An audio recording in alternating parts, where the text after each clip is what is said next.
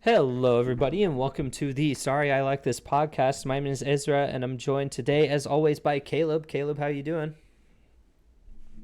I am doing great. I am. It's the year in review, Yep, but also it's the season finale. it is. It Yay! is the We season we one have we finale. have arrived. It's it's Yes. it's a good. Even though it's gone like about a year and a half of a season, I will say this feels like a true ending of a season. I don't know, a little Like, bit less than that, if you because it was October when we first started. oh, that's So, true. yeah, October. I keep thinking September, but that was when we were really hit the ground running on the podcast. yeah, that was when we Um, started to really flesh it out, and yeah, because that was when we went to the Final Fantasy concert and we just like yeah, spent a few hours just planning it out, and then a week after that, planning it out. Like we went yeah, through a couple weeks of just planning it out, and yeah. So I keep thinking it was in September, but it was actually October. You're right. yeah, Um, but yeah, it just feels like a true season finale, and yeah, no, yeah. that's I think I have a joke for later on in this podcast. I gotta wait for the right moment for it, so I'm Yeah. hoping it pops up. I hear you. I So hear you. Yeah. So we have our year in review. I'll explain things in just a second. But Caleb, I have to ask you first. How about that Daredevil trailer? oh my gosh, I It tell looks you what, so good. it the Daredevil trailer was insane. I watched it on my lunch break, and I haven't watched it again, but man, you know. I know it's been a long time, Yeah. but I gotta say, like, it feels like just like we haven't missed a moment. Oh Like, yeah. it's so weird about it. Like, Yeah. it's like I like this is truly season 4, and for me, it's like, wow, Yeah. there needed to be a little bit of a time gap. Just for me, I didn't believe this at all up until this point of like there needed to be a time gap because man, am I locked in again. I'm Oh like, yeah. this is like the best thing that um that essentially like I can look forward to from Marvel right now. Oh yeah. Which Yeah. is really sad to say. Like I not to go on too I'm not going to go on a tangent because it's not the focus of the episode, but like with Endgame and not Endgame with uh Doomsday and Secret Wars on the horizon, two movies that I should be really excited for. The Yeah. more and more I keep hearing about those movies, the more and more I get scared. Yeah. Like this is like the one little like comfort show that I need right now. Like I Yeah. just want to I just want to hold it and like keep it within my arms so that way it just doesn't go go away. um, but yeah, it Yeah. so good, and like I'm still very curious as to how Kingpin got, which is always the best part about Kingpin narratives, is Yeah. how Kingpin got away with the stuff that he does, and especially Yeah. after Yeah. Yeah. season 3. Like, what's the twist here? How is he running for mayor? Like, how you know what I mean? Like there's just like stuff that I've been really excited about. I know that in Echo they kind of set up that mayor arc, Yeah. but it, it's like, oh, I tell you what, see, now this is all scrambling my thoughts because um it's all fresh in my brain from earlier. But the Mhm. one shot of Daredevil's mask Oh yeah. just falling, Awesome. and he's like, just one bad day, and I'm like, oh my god, that's such a callback to season 2 Uh of huh. Daredevil, and then like, oh, this is such an interesting take. Is this going to be like, I'm very curious as to what happened. When was this breaking point? Was this before the snap? Was this after the snap? Was this after She-Hulk, or was this during Echo? Yeah. Like, Yeah. there's Yeah. like a whole bunch of like variables as to like when this fits within the timeline, and Yeah. yeah, I mean, this is much needed. And the thing is, I don't think it's too big of a stretch to make this more connected than what it's already been. Like Spider-Man, Spider-Man No Way Home really set up Daredevil to be in the Yeah. Yeah. MCU, Yeah. Yeah. but also at the same time, the shows did a decent job at that too. Like they addressed it enough to where it still felt connected or disconnected. It was very, it could go either way. Yeah. And now it's just like we're here, and there's no nods to the greater universe in this trailer. This is all very self-focused. Yeah. But I'm It feels like a Daredevil. It like you said, it feels like a Daredevil season 4 trailer, not a exactly, MCU Daredevil trailer or something like that. and it's exactly what it needed. Like Yeah. I've had a roller coaster of emotions as a comic book fan in the past 24 hours, but which I guess I'll talk to about that in a minute once we're done with talking about Daredevil. But Yeah. Yeah. it won't be a long tangent, but it's a minor tangent that I kind of want to go on. The But seeing the Punisher back, like Yeah. Oh man, the Poindexter. Poindexter, oh my god, what a cliffhanger finally getting resolved. That was the only thing, like season 3 wrapped everything up in a bow except Poindexter. Like if it Except wasn't for they. like Bullseye Yeah. like being teased at the end, Yeah. They teased that like show could have true ended. Bullseye at the end of that series, and then it was like, oh, we're never gonna. It was like, no, Right. we're never gonna get that resolved, and so maybe now we finally. I am curious. The one thing I am curious about is like, I remember when the Netflix shows were first coming out, and it was like, oh yeah, these are gonna be like street level MCU Mm. stuff. Like it's still the MCU, but it's all street level. Whereas like movies are all intergalactic and epic and big. Mhm. But then like very quickly, because of just a whole bunch of drama between the TV and film departments and a whole Oh my bunch of god. stuff that's not So even much. worth talking about. Yep. Just because of that, like they separated themselves very quickly, and so we never like got that the same level of like interconnectedness like you were talking about. Mhm. I do hope we have Tom Holland is definitely returning for Spider-Man. um I hope that Daredevil. I don't want Daredevil to be like a major player, because I don't think that makes sense for the character. But I do hope that like that Daredevil starts popping up, kind of the way he has been, right? Like in the shows where he's just like he's a character. He's sort of like a special guest star, right? Like Right. he's always like looming in the background, right? Like you can't have a it's kind of like when like, do you remember, this is a tangent, but do you remember when the Arrowverse, they did like the Elseworlds crossover, and they had Mhm. like Stephen Amell was playing the Flash, and oh, what's his name, Grant Gustin.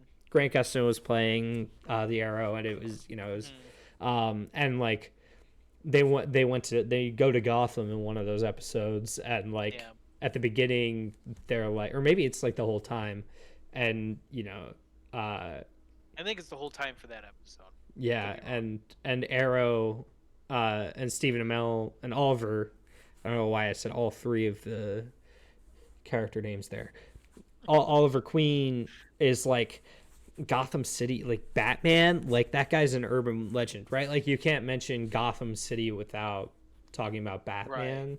I kind of hope Daredevil becomes that same way, where it's like, they go to Hell's Kitchen, and it's like Hell's Kitchen, like, oh, you don't want to run into the Daredevil, right? Don't piss that guy off. Like, you don't like, even if it's just like small stuff like that.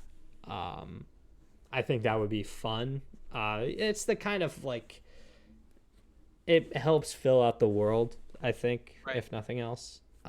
So yeah, Well, but well, yeah, the trailer is I, really good. I think No Way Home has really like made Daredevil be organic in the MCU. Yeah, Like it feels like, when he pops up, it makes sense. Even yeah, if it's like for a small moment, like it just every time he's shown up since then, it just makes sense. Although She-Hulk was a little bit of a stretch, I will say. sure. Um, but also not really. I mean, we like the I guess my point is that like he's around and now he's established and he can have his own adventures, but like he could always be that person that like Spider-Man knows, and then next thing you know he's popping up in a an Avengers movie or something like that. You know Yeah, what I'm saying? Like he can he doesn't have to be this big thing where they have to like establish him into a story arc where he needs to go from point A to point B in order to be in this yeah, galactic problem. You know what I mean? Like yeah, I think what's been the beauty of the Daredevil character so far of him like popping out through the MCU is just he just randomly like pops in. Like he just randomly yeah, like it's like he just accidentally stumbles into this stuff. yeah. Like that's He's doing his own thing, and then like it happens to intersect with something that the main character is doing, and which that's is it. 100% true to his character, Oh right? yeah, And so like it's kind of the ideal crossover in my mind. Is like right. two separate stories that kind of happen Mhm. uh, to line up in a way that makes it like almost convenient, right? Like this is something that the Arrowverse crossovers always had a hard time justifying. It's like, Such a hard time. why are the Legends of Tomorrow there at all, right? Like in and you know why? It's because it's a TV show. Right. They're using a Legends of Tomorrow episode Fill up the uh, time slot. to yeah, well to as like a an episode in order to like fill the crossover, Hmm. to do like the 4-part crossover. So like you have to have those characters, right? These are there are contractual obligations you have to meet, right? Like it makes sense. But it was something that like uh I think it's I love I think my favorite crossover they ever did, and one of my favorite arcs they ever did really, was the Crisis on Earth X uh crossover. I think that was kind Yep. of the peak.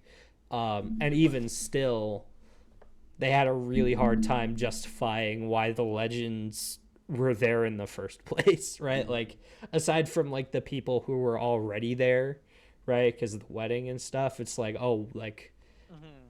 why are we suddenly like on the jet or on the time machine or whatever? Like it was like, yeah, it was frustrating. But like the MCU has kind of got this down to a science a little bit, right? Like it's not as challenging, and again, it's very different circumstances. But yeah, I hope that like they continue to do this kind of uh like you said, like almost random crossovers. Even though it's obviously not random, but it Hmm. feels random. Right. Exactly. So Um. But yeah, I gotta say it looks really strong. I've been yeah, waiting for this trailer for a very long time, and not gonna lie, I was waiting for it for a long time, but like I was not prepped for it to come out today of all days. Like yeah, that was a really nice surprise today. yeah. No, I saw it when I got home, and I was like, oh, I was not expecting a trailer. I was not expecting to like um I was not, this series hasn't felt real for the past like 3 years since I've known Yeah. about it, right? Or maybe 4 at this point. Hmm. Um, just like the dream, right, of like Marvel just taking back the Daredevil IP and running with it is just such. it felt like pie in the sky a little bit. Right. So it's so good to see like these characters back, handled by the same people, right? Like,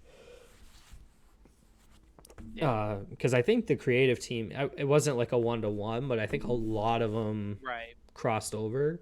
Um, so yeah, yeah. Um, well, I think it's time for us to get started on our year in review, and you best Okay. believe, uh, we'll probably be talking about Daredevil next year. Oh, Just you 100%. wait. It might end up in the biggest failures. It could be like the biggest bomb or the like best show of the year. Yeah, there's Different things. there's kind of no in between. But yeah. Yeah. Um, Um. but yeah. So how So, many oh, go ahead, go how, ahead.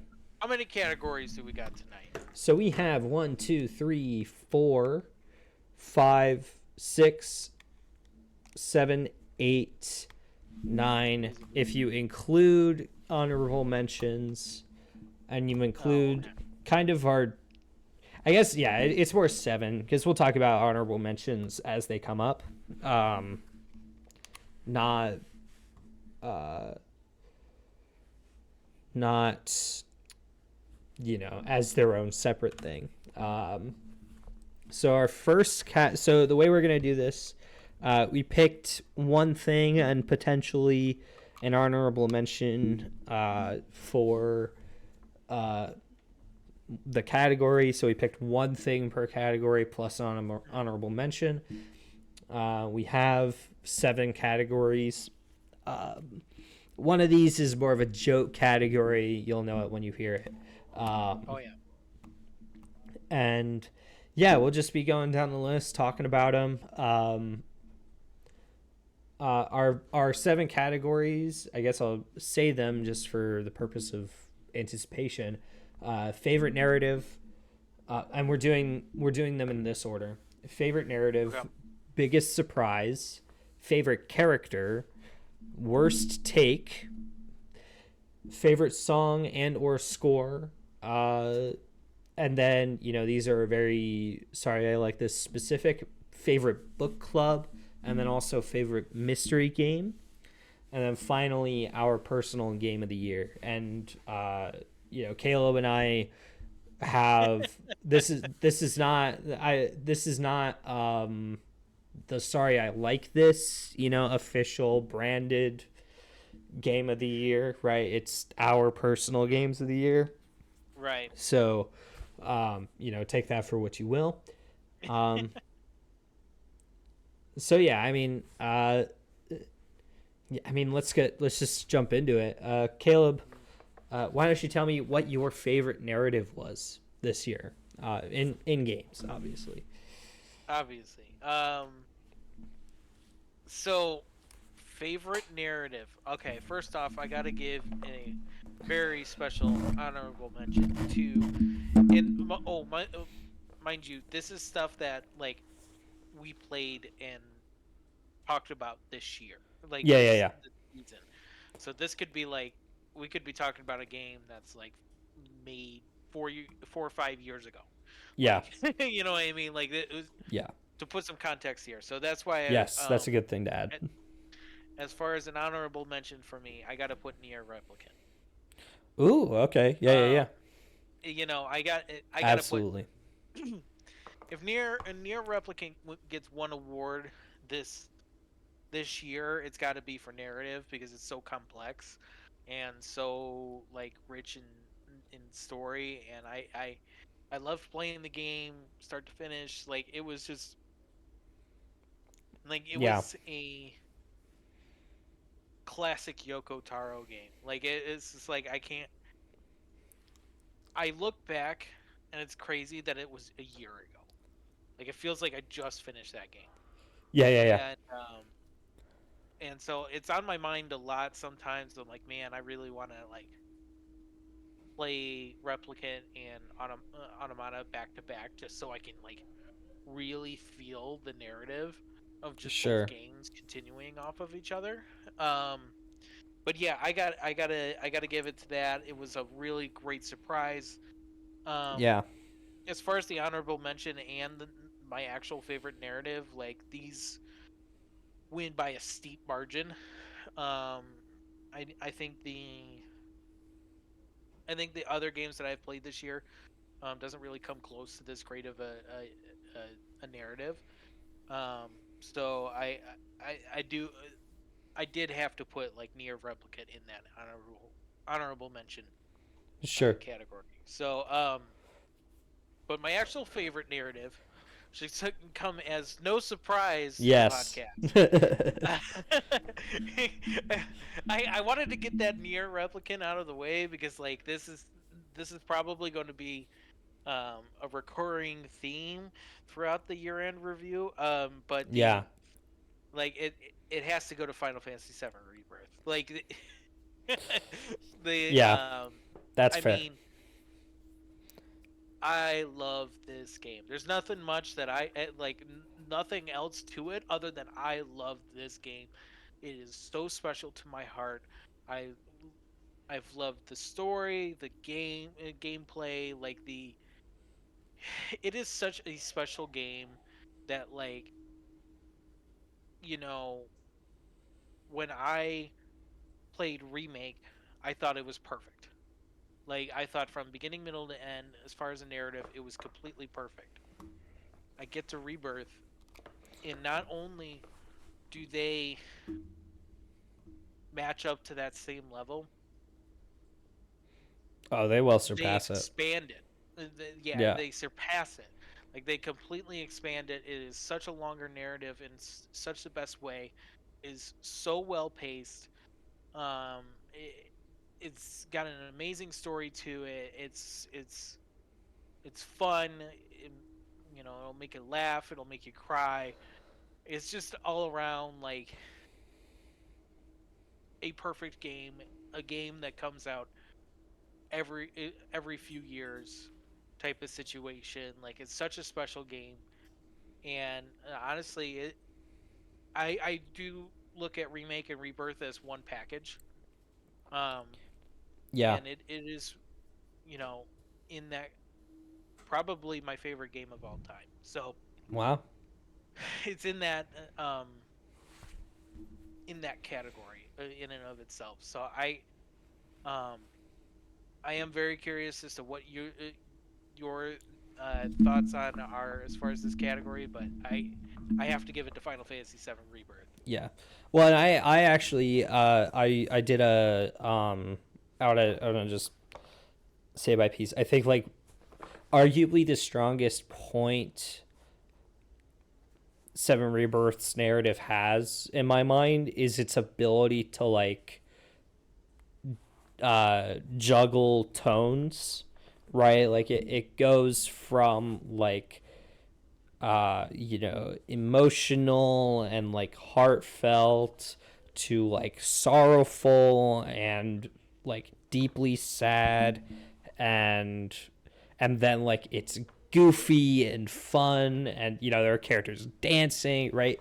And it all doesn't feel like it's competing, right? Like it all feels like it um and for everything and some of the and when the game is the high points are pretty astronomical in Rebirth. Yeah. So um yeah, so my favorite narrative, I think if you listened to our Game Awards show, Hmm. you would probably uh not be surprised by what I see here. It's going to go to Metaphor Refantasio. Um, uh, the honorable mention does go for me to Final Fantasy VII Rebirth. It really was a tight race here. I think the um, Metaphor kind of took the lead for me in the like in the sense that like as I was playing it, I really felt like it related to my like election year, Hmm. um not just anxieties but like general feelings, right? Like it kind of it really did do a good job of mimicking that, and kind of in a lot of ways putting like kind of holding up a mirror and saying like this is what you look like, and it was a very accurate depiction in my mind of like what democratic elections look like in a lot of ways, um good and bad. So yeah, I think it really did that. It also had like some really cool twists. um Also, like there's some cool from like an actual narrative perspective, there are like some cool connections that it has to a different Atlas property that you might not expect. Um, and I won't spoil that. You'll have to uh, go you'll have to go hunting for that video. Um, but yeah, uh, it's got some really really cool narrative moments, and it's definitely like I wouldn't say it's as like I think like it does get like kind of the like topical buff, right? Like in that way, right? Where it's not like any other year. Would I maybe put it above Final Fantasy VII Rebirth? I don't know, but I think the way in which it kind of poked at those specific feelings uh, really pushed it over the edge for me. So No, I get that absolutely. I yeah, mean, metaphor refantasio, refantasia. Yeah, metaphor. It comes to no surprise for me. I kind of had a feeling this would be a direct conflict for you as far as like yeah. your like your game of the year and all these categories. Um, and like if it wasn't for the game awards, I'd be like, what? What are you doing, Ezra? Like, I mean, but I guess I've had some time to soften that blow. Um, Yeah. and yeah, I mean, I'm really, it's really impressive that you find that game in such a high regard compared to Final Fantasy VII Rebirth. Oh yeah. It is definitely like on my radar now. Like if it was like it got on my radar once you were telling me all about it, especially in the Game Awards, and when it was winning everything, it's like, oh, okay, I really need to pay attention to this game. So it's definitely in that list of the backlog now of like Yeah. stuff that I need to go back to. So, um, Well, and I would say it's actually for anybody who's like intimidated by Persona or Shin Megami Tensei, I think this is actually a really good starting point, because you can say like you could play this right. game and be like, oh, I liked these things about it, but I didn't like those things about it, and then you can kind of go from there. Like, if you liked the social systems, you'll love Persona. If you liked the combat, SMT's where you want to go, right? Like, so yeah, Right. no, absolutely. And Um, you don't have to face the burden of sitting like going through an entire franchise yeah, either. Like exactly. making a choice on a franchise game, do you want to do a newer title or the beginning title, which is, Yeah. I think every gamer struggle sometimes. Yes. Yes. With any kind of series, it's Yeah. I've had that several times that Oh, I have it right now. I I legitimately I look at the Yakuza series and I'm like, that looks right, like exactly. exactly what I want, but it's what 9, 10 games down the road Oh at yeah. this point. Like, I've done it. I did it for Trails, Yep. but do I have it in me? Like, I'm not. Again, I'm not so soon. I'm not sure. Yeah. But yeah. That's a different discussion. Yeah, no, Metaphor really good. Biggest surprise. So I'll take the lead on this one. My biggest surprise. So the honorable mention for this for me was Astrobot. Okay. I haven't talked about Astrobot on the show. Really at all. I again, Game Awards. If you listen to our show about that, you'll know kind of my general feelings about how, like, why it won the Game Awards and stuff. For me, I think the surprise isn't the game itself, right? Because Astro's Playroom was such a treat. Right. So, like, you know, if you told the me from 2020, like, yeah, they'll make a sequel and it'll be really good, I'd be like, okay, like, yeah, that makes sense. I think to me, the surprise is not just that it was really good. The surprise is that it was so good that it made the waves that it made. Because, like, realistically, in my mind, is Astrobot, like, better than, like, some of the best 3D Mario games? Hard to say, right? Like, it's not I don't think it's cut and dry one way or the other. And,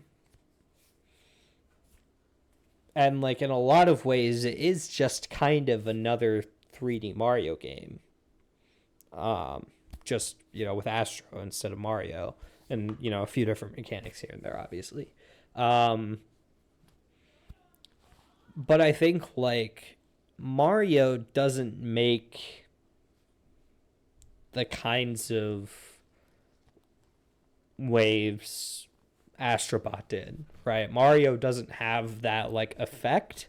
I think part of it is that Mario is just entrenched, right? Like, he's just, like, Mario games are always going to be, like, kind of unnaturally good, right? Mario games are always going to be, like, the pinnacle of polish. Mario games are always going to be, like, you know, some of the most, like, pristine games to release of their respective years. So I think, like, for me, it's like, oh, Astro, the reason it made so many waves was that it was because it's not Mario, right? Because it's not, Right. because it's kind of, you know, a brand new thing. It's not exactly, but, you know, for all intents and purposes, right? So yeah, that's kind of my honorable mention for that. But then, you know, my biggest surprise of the year was actually Sonic X Shadow Generations, specifically Shadow Generations. Really? Obviously, you know, I really like Sonic Generations. I think I've already talked about that. My audio might be bugged on that episode. I'm not sure exactly what's going on. I'll take a look back into that episode. Yeah, I think I might be muted. I'm not sure. It's still up. I don't know. I think something might have gone wrong with my mic. I think that might have been what happened. Anyways, I really like Sonic Generations, so I was gonna get the Sonic Generations remaster anyways. But then for it to have a Shadow campaign that I have, like, legitimately learned some of, like, the speedrun tech for at this point, and I've put. Let me make sure I give an accurate. Steam says I have put 100 hours into Sonic X Shadow Generations, just, like, replaying the stages, right? Like, the fact that, like, I liked a Sonic game that came out, not surprising, right? That's not at all surprising. uh, the fact that uh, I liked a Sonic game so much that I put 100 hours into it inside of the first, 3 months of its release Yeah. is insanity, right? Like that is crazy. That's a lot of free time that I've spent on that game. And I don't regret that. But yeah, like just um, you know, uh, the story was really cool. It was really cool to see it was really cool to see Shadow again in like his own game, kind of. Um, the levels are just awesome. There isn't a bad level, full stop. I think people would maybe argue that Chaos Island 2 is a bad level, but I disagree. I think it's fun. Um,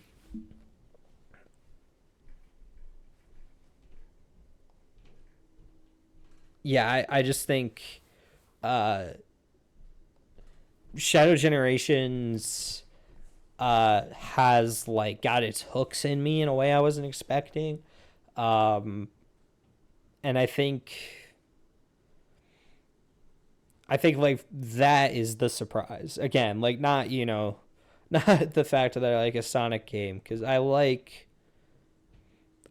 am able to find the merit in any Sonic game on release, but the fact that I love it this much is definitely a massive surprise. And the Year of Shadow, uh, yeah, I mean it's just awesome. It's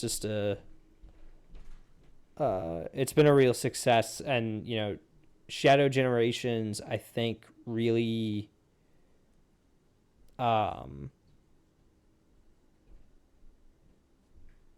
I think it really set a quality bar too for uh for Sonic Team, right? For them to be able to say like, yeah, this is the level of like uh polish and presentation we're able to get, right? Because Caleb, I mean, you played Sonic Frontiers this year. That game's Hmm. jank, right? Like that. I'm not. Uh, that's not me just being funny, right? Like it is like a legitimately kind of like, it feels a little bit put together with duct tape, right? Like it's not. Yeah, I mean, it's got a Um, lot going for it. yeah, It was an experimental game. yeah. Let's let's let's just be real about it. It was just complete experiment. Oh yeah, yeah. And it was like, and so Shadow Generations was kind of like, okay, like it feels a lot like uh oh, what's the word? It feels a lot like kind of a revision, right? Like a saying like, okay, we're gonna like polish all of these elements, and then Hmm. uh kind of throw them back in, and use them again, but use them, refine these ideas and really polish them.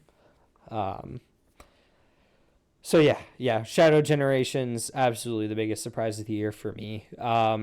Caleb, what was your biggest surprise of 2024? Well, my biggest surprise was it wasn't a game. Okay. I'm going to go with a news topic that we had. Um, Ooh. a big surprise reveal that we had this year. That was to me the biggest surprise. That one, you know, I did not see coming. Like I genuinely like thought about stuff that like I did not see coming this year, Yeah. and I this is the thing that I go back to, and it's the Stellar Blade Nier crossover. Yeah. Yeah. I just didn't see that one coming. It No, was that's fair. great when it happened. Like I think that this was like a huge like I was already kind of sold on that game, Sure. and now they're putting that crossover in, and it's kind of like, oh man, I gotta get it. I haven't gotten it yet, but I gotta get it. Like it's one of those type of Yeah. things of you know, as far as like for me that was the big surprise. Like I was not expecting that at all, especially in its first year. Um, maybe a year or two down the line, maybe, but not like its first DLC and its first like it just didn't make much sense to me. But that was the biggest surprise for me. Is that really much to say other than that? It's just like that one shocked me the most. Like Sure. there's everything that I played this year was pretty much up to par of what I expected it to be. Um, Okay. Yeah, yeah, yeah. That makes sense. unless you want to say like Final Fantasy VII Rebirth was a big surprise because it surpassed perfection. You know what I mean? Like Yeah. that's a good you get a good strong case for that. But for me, the one that shocked me, the one that I didn't see coming, Yeah. um, was that. So I that's what I put into this category. And plus, it was a fun little podcast topic. You know, Yeah. I remember when it got revealed that like I was like, oh, I'm so excited to talk about this on the podcast, um, because I was like, we got something good to talk about, even if it's like something small. Um, and that was revealed in a state of play, if I'm not mistaken. And oh yeah, the same one as Ghost of Yotai. That's because it Yeah. was like back to back, if I'm not mistaken. But Hmm. uh, yeah, I was like, that was the big surprise for me. So yeah, Yeah. All right. Well, and you didn't have like an honorable mention for that at not all. this year, Okay. not this Okay. year. All right. So, Caleb, who was your favorite character in 2024? So I got to give an honorable mention Okay. to Shadow, Okay. um, because it was in fact the year of Shadow. Like Yes. he made a comeback this year. It was let's not sugarcoat it. Like the fact that he had his own game, and you know well, sort of his own game, but you know what I mean. Like Yeah, yeah, yeah. he had his own story this year, and on top of that, between Sonic 3, we're getting Peak Shadow again, and it's really great to see. And so I cannot like not mention him because he's great. And honestly, he almost was my favorite character of this year, Oh, wow. but he wasn't quite the favorite character. I'm And curious now. for me, my favorite character this year goes to Tifa. Oh, That's right, okay. Yeah. Tifa. Because I'll tell you this right now. Um, there's a lot of character growth in Final Fantasy VII Rebirth, but the dynamic between Cloud and Tifa is so well done in this game. Like, surprising, you would be surprised that I wouldn't mention Aerith, Yeah, yeah, yeah, yeah, yeah. considering how the narrative goes for Rebirth. But there's so much growth in between where we see Tifa from remake to Rebirth, um, and she goes through a lot of like character development, and you know, one like she's a character that really stood out to me as far as the heroes go. I also almost put Sephiroth into this, but I felt like that would have been cheating a little bit. Sure. Like it's the because we got a lot of from Sephiroth too, but like you know, for me, if I'm thinking of a strong character, this year of the games that I played, of the stories that I watched and uh, listened to.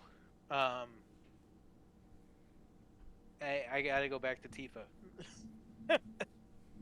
So I don't know. Yeah. Any other kind of thoughts? Is that a little shocking? Is it not? I can't say it's shocking. I think it was really like if I was gonna like guess yours, Hmm. I think maybe I would have put Sephiroth. Hmm. Just because like I think that character has such like, I mean, he lives rent free in both of our heads, right? Like that's Oh yeah. um. But yeah, I think that's no, it's not surprising. I know you like Tifa a lot. I know she's probably your favorite Final Fantasy VII character. Um, so yeah, Probably. it's not surprising. Um, and I also think that it's because you got the Tifa date right in the I game. did. Yeah, So there's a um, little bit of a yeah, side story bias to that too, but yeah. Because yeah, I got the Aerith one, so I mm, was I didn't have the exact same experience. And I ever I and yeah. oh, go ahead. I was just gonna say I never like went back to go like get the other ones, so I haven't seen the other ones either. So And that's exactly um, what I was going to say. I was like, maybe my perspective changes if I get sure, that portion of that side story. But like for me, see, that's one of the great things about Rebirth, right? It's like no yeah, matter what side story you get, you're going to get a um, scenario where it really deepens the characters and the just a lot of like you get a new perspective on them all and a new appreciation. Um, kind of like how like Barrett's another one to really recognize as well because of yeah. like there's a portion in this game like in the main story that really expands his character like in Oh remake yeah, remake it really expands Aerith and Tifa's story as like the heart of the story, but it's this one you get to know a little bit more of the other side characters that are in your main party, and Barrett gets a lot more time to shine in this one, and I also don't want to forget to mention that as well because that is very true as well. yeah. No, But for me, Barrett. Yeah. Tifa will be the standout character. Also, favorite character to play as, Oh besides sure. Cloud, Yeah, yeah, probably. yeah. Like, you know, it's just she has great speed, combat. Like, it's just like she's a great player character to play as. So, Yeah. um, yeah, I, I I feel like this is going to be one of those type of things where like we're going to end the podcast and I'm like, oh, I forgot to mention this about Tifa. You know what I mean? Like it's one of those type Sure. of things. Of like, Yeah. things are kind of escaping me at this moment, but Yeah. yeah, I think No, that's I it hear you. as far as the reasons why I chose Tifa. Yeah. No, Tifa, great choice. For me, uh, so my honorable mention is going to go to Luis Guillaburn, aka the Hmm. main villain of Metaphor. Okay. Um, where to start? So the way I guess I kind of thought about it, like this is a really weird time to keep bringing up the Arrowverse, but the first the first two seasons of Arrow, right? Hmm. John Barrowman Hmm. uh, as uh, oh shoot, what's his name? I can't remember. Tommy's dad. You know who I'm talking. Oh, Caleb knows who I'm talking about. um, I can't remember the uh, villain's name. shoot, The magician? uh, that might be his. Yeah, it is magician. It's like the The magician or something like that. magician arrow. But it's or is it the Yes, Dark I Archer? Well, so he's the dark. I think they call him the Dark Archer Uh-huh. when they guest starring. All right, here we go. No, John Barrowman. Here we go.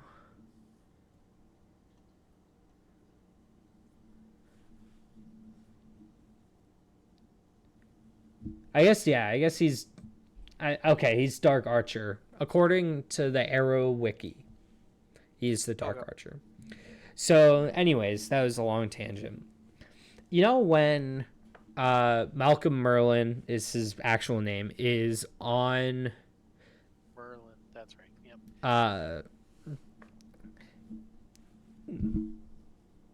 you know like how every time he's on screen he just kind of says stuff and you're like I'm listening to you because you're just so good at Yeah. talking, right? Like you're just so good at uttering words.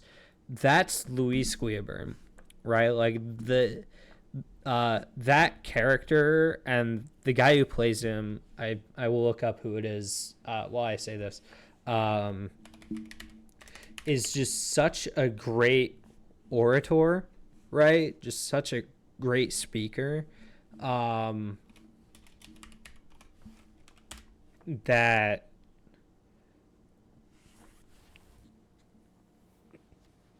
Joseph Tweedale uh, is his name. That just it's just such a good performance, and then also like the way that he commands the entire story, right? Like there aren't. What's the best way to put this without spoiling it? There aren't like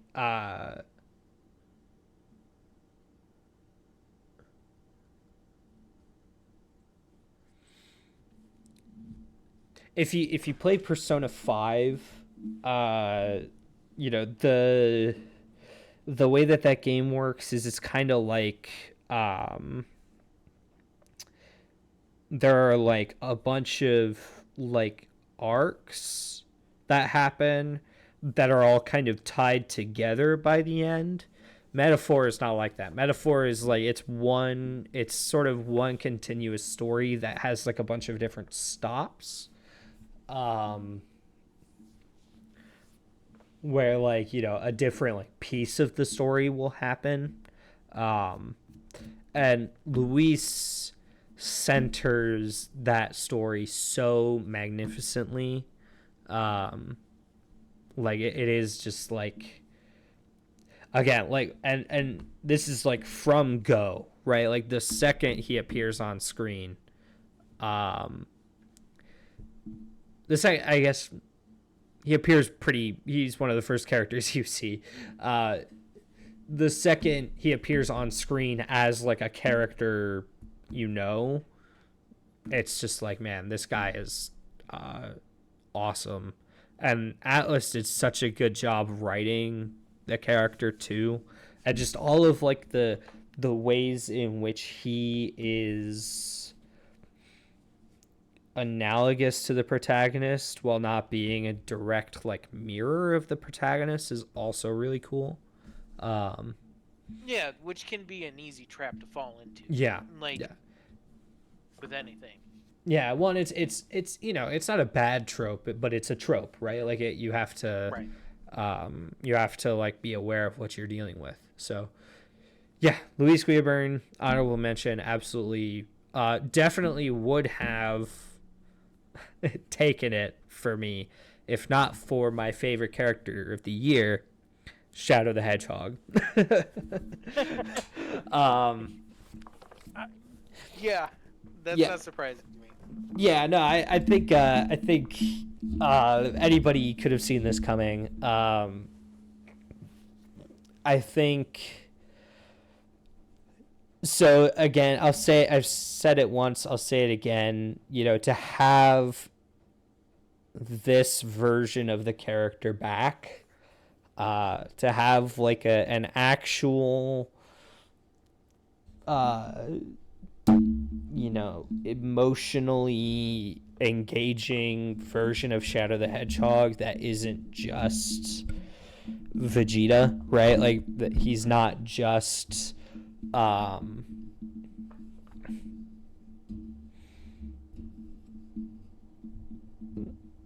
trying to think of a good like he's not just Vegeta, he's not just he's not just like the dark rival, right? He's got a little bit more going on,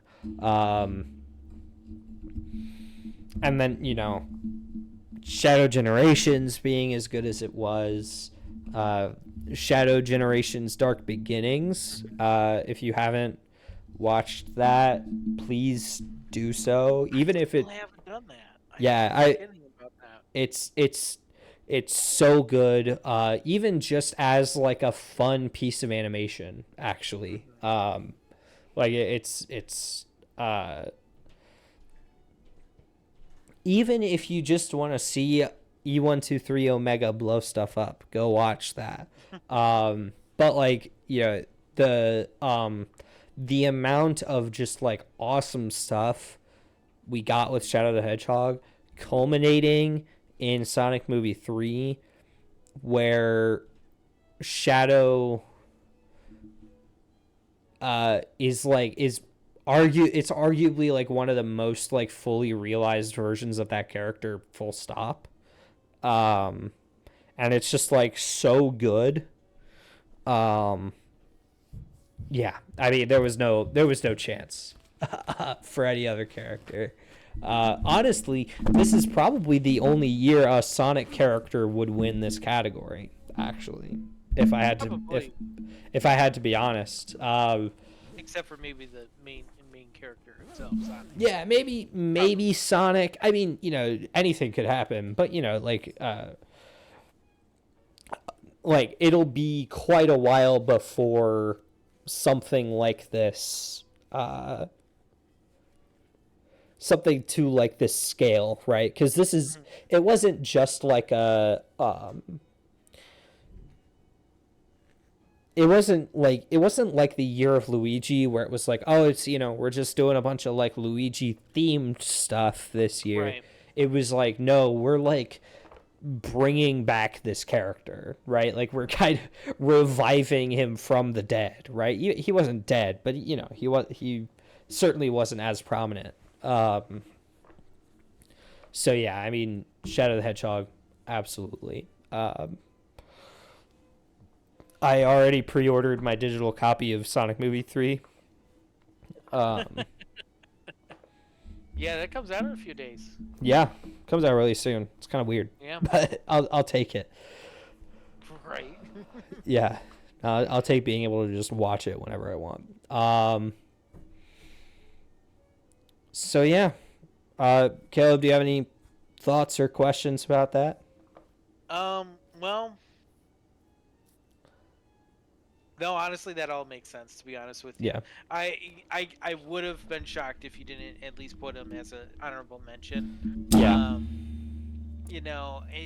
When you didn't mention him as honestly, I didn't think he would be your main one. Sure. I thought he would be your honorable mention. When you didn't put him as the honorable mention, that's when I was like, huh.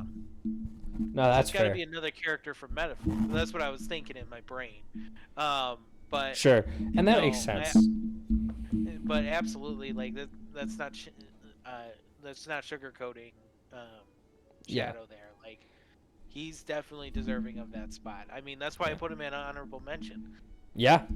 But no, yeah. I mean, I think this is, for the listeners, this is the degree in which I am more of a Sonic fan than Caleb is. Well, yeah, it's also pretty much anything that comes out in the year of Final Fantasy VII Rebirth has already got a steep slope decline. Also absolutely true. Yeah. Yeah. No, absolutely. When I put together this list, I was actually very happy with the balance of it. Yeah. So we've had a few Final Fantasy, but it will change. That's what I was saying. Yeah. Well, all right, Caleb. Hmm. Uh, I think it's time for our brief intermission. This one's Oh just yeah, for yeah. fun. You know, not taking ourselves too seriously here. Hmm. It's the worst takes that we had. Which, in other words, everything that Caleb said this year category.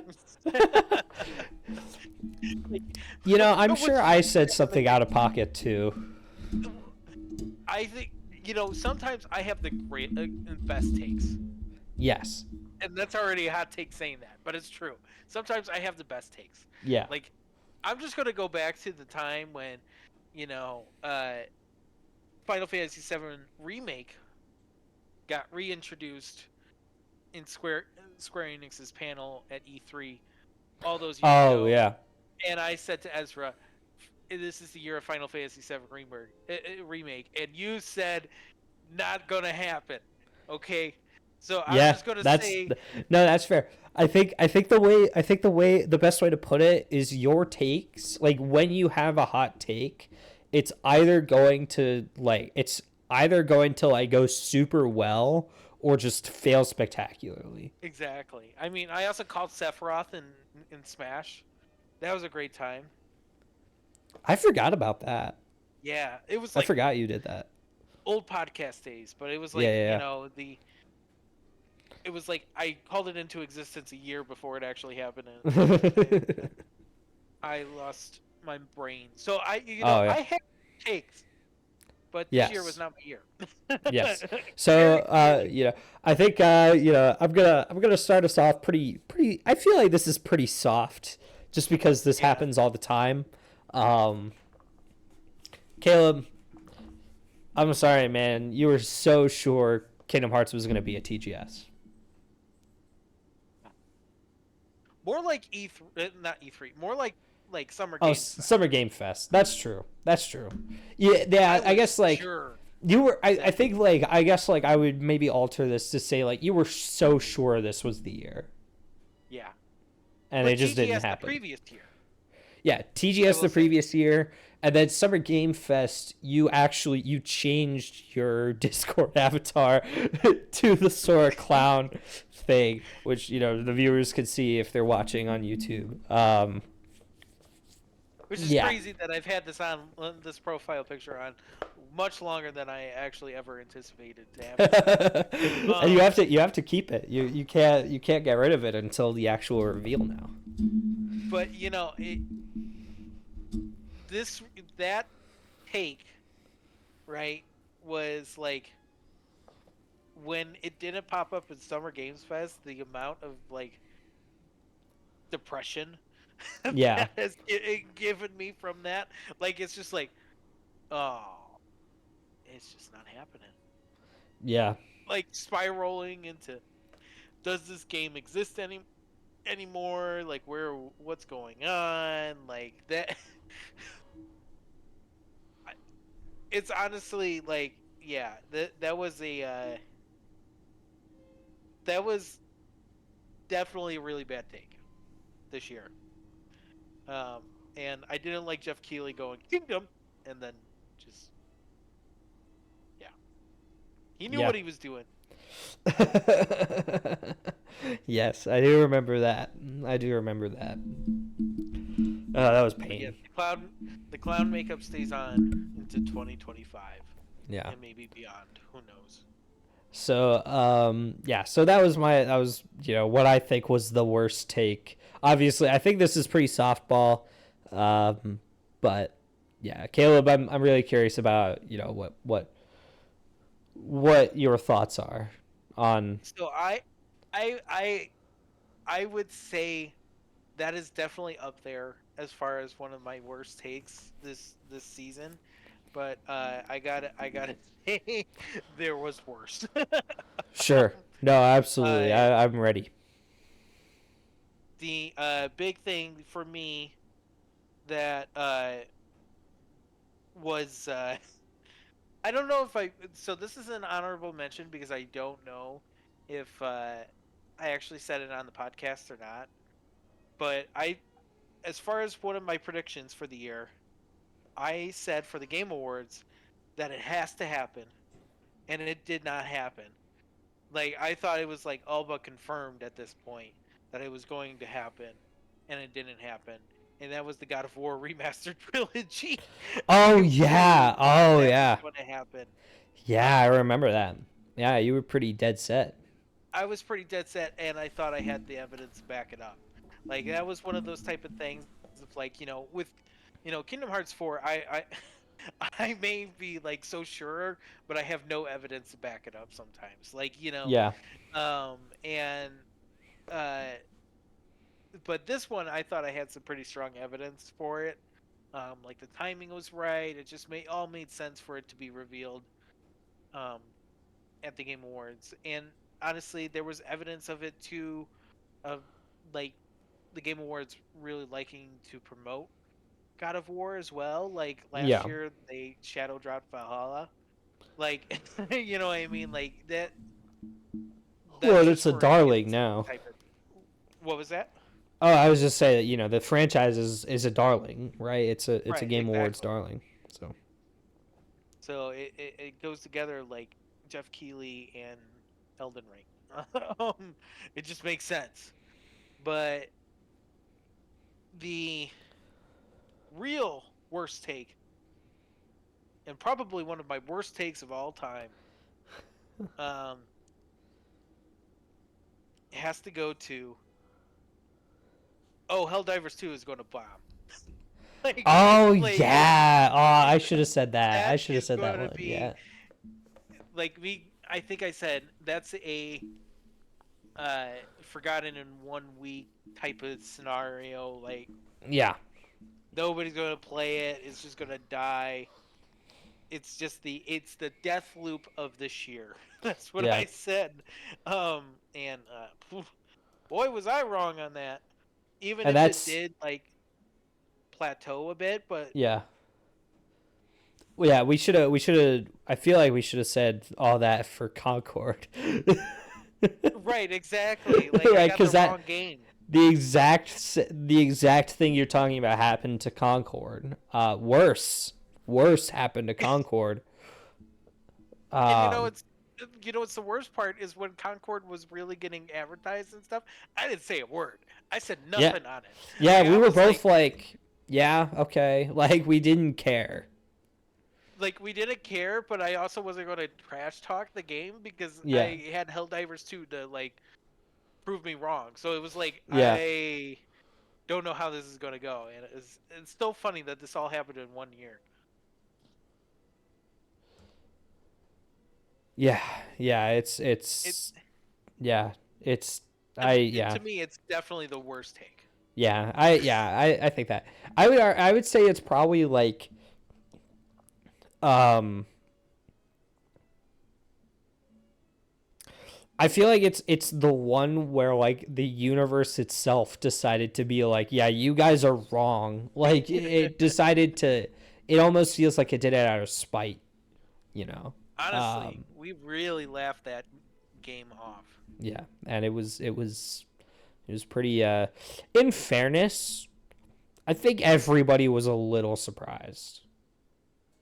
Yeah, Like, not maybe not like to the extent that we were, but I think everyone was at least a little like, "Oh wow, this really took off." So yeah, like I don't really hold it against us, but it is funny. We were both like, "Yeah, this is gonna die. Like, what's the point?" And then it won what best ongoing or something at yeah. It best. I think best multiplayer of the year or something like oh that. yeah, that's what it was. Yeah. Yeah. But yeah, that's what Yeah. I had for worst take. Yeah, well, fun times. Okay, moving back to more of our more serious, so super serious, but more serious. Uh, so this one, we did a little bit looser for music wise. We did favorite song and or score. You know, I sort of left the option open to do like, if you wanted to do a favorite your favorite game song of the year, and then maybe your favorite score was a different game altogether. Something like that. So Caleb, go ahead with favorite song and or score, and however you want to do it. I think I'm gonna do score first because it just makes Okay. sense the way way I will talk about them. But best score to me is the best score of the year. Final Fantasy VII Rebirth. No competition there. Um, I've played a lot of games, all really cool and unique scores like Near Replicant. Um, heck, even Shadow Generations had a great score to it. But there's so much magic into that score. Like Yeah. Final Fantasy VII music, like from the get go, is already the greatest music of all time. Like, you know what I mean? Like it's hard to compete, but at the same time, when you're making fantastic remixes, the of the original songs, like I mean, like the Yeah. field battle theme of like the main theme of Final Fantasy VII Yeah. So plays good. in my head rent free all the time. It's so good. And then also like the remix of Hollow. Oh Um, man. Man, oh that man. what a pleasant surprise. And you stumble Yeah. on it. You don't actually like. Yeah. That's not a part of the main story. It's so like Yeah. there's so You can much. completely miss that. Absolutely, like Era's theme being uh, expanded upon. Like we get the like the countdown. I don't even know what it's called, but like that portion of the story essentially when Sephiroth is you know time is catching up and it's like a countdown, like, and then also like Oh. Oh. Sephiroth's theme just being expanded upon. Like it's so like there's so much that like it does really well. And let me see what that song title is actually. I can see real quick. Um, oh, it's like "Listen to the Cries of the Planet" is I think the official Okay. um song of it. But the "No Promises to Keep" is an amazing song on it. It's fitting of the entire theme of the story. Like it's really well done. It's not quite on the same level as Hollow, but it is a really amazing song. Um, so yeah, as far as the score goes, that as a complete picture, as a complete soundtrack, um, I got to give it to Final Fantasy VII Rebirth. Okay. Now as for song, and I really did think of like, what is the best song of the year? And honestly, it would have probably gone to "No Promises to Keep" if it Sure. wasn't for, and I haven't even played this series or watched the series. It Ooh. has to go to me to the line from Arcane, Oh, sure. performed by 21 Pilots. Wow. Okay. Yeah. That song is amazing. It is electric. It is cinematic. It is beautiful and just so well done. It shocked me watching that performance. And, you know, I have no context of the actual show, right? Yeah. Imagine how I would feel if I knew the context of the show. If a song is Yeah. getting Yeah. me so entranced by it and I haven't actually consumed the media where it's from, Yeah. That should Yeah. tell you how great of a song that is. Oh yeah. Yeah. Well, and that performance at the Game Awards too, like, good golly, Miss Molly, like that's Exactly. so great. So yeah, Yeah. I mean, there's not really much other to say than that, but like, I feel pretty strongly on those choices, and I'm very happy with them. Yeah. Hey, yeah. No, absolutely. Um, yeah. So I did mine a little bit differently. So what I did was I chose my favorite score, and then I chose my favorite song from that Hmm. score. So I have an honorable mention. Metaphor Refantasio, awesome score. Uh, uh, Not exactly my thing Hmm. necessarily. It has some real bangers. One of those banger being I th- I, th- I think I called it the Moore Room theme because it's there's a character named Moore. He has like a separate like room that you go to that you can access at any time. And so it's kind of like the theme for that area, even though it's kind of also the main theme of the game. It's kind of weird. Um, but yeah, that song is just great, and then like the way that it kind of pops up throughout the rest of the game is really cool too. Um, it's hard to explain without spoiling. Hmm. Um, but yeah, it's just a great song, and the soundtrack is awesome. I still really wish they had gotten the monk who sings the chants for the Game Awards. They should have done that because he goes Yeah, I hard. remember Like, you showing me that. Yeah. yeah, it's just like insane. But yeah.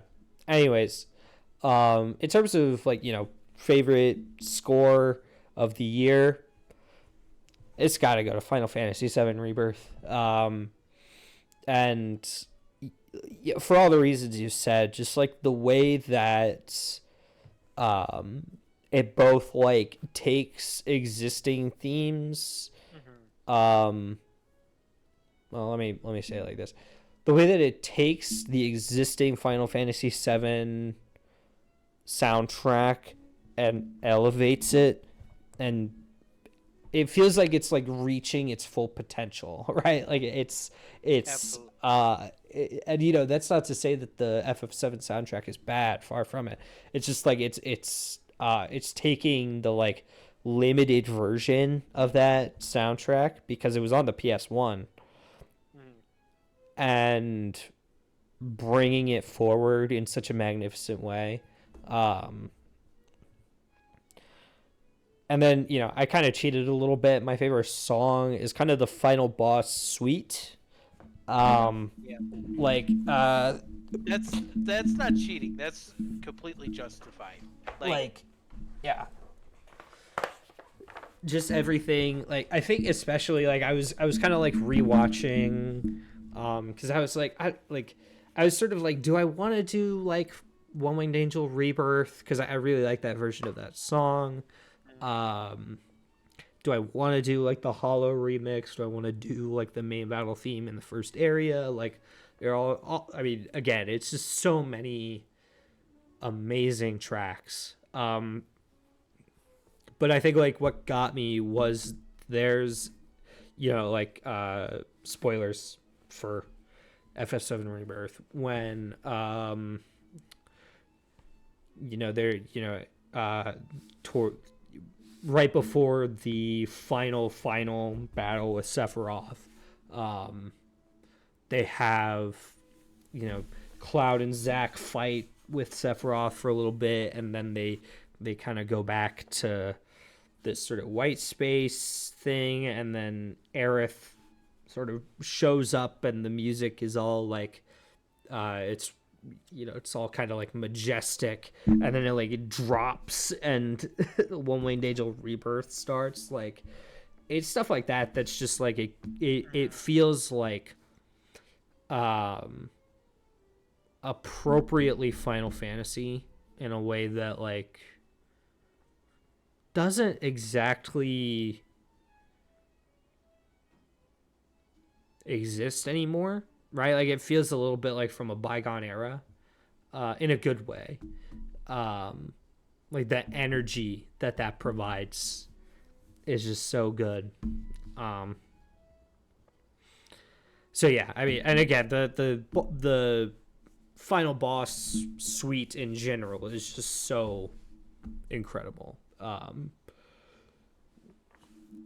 From the Oh, I second should that fight also. starts. It is incredible. Sorry, I got one more thought on this, but No, I'll yeah, let go you ahead. go. Go ahead. Also, the carryover between Crisis Core themes as well, Oh, yeah. like Yeah. interweaving into. Sorry, it just popped in my head. I was like, oh yeah, I forgot to mention that. Like like the carryover of that, like you know, that was because it's not in the original Final Fantasy or really even in remake. It's not even in Yeah. remake. So Well, because, Zach was really.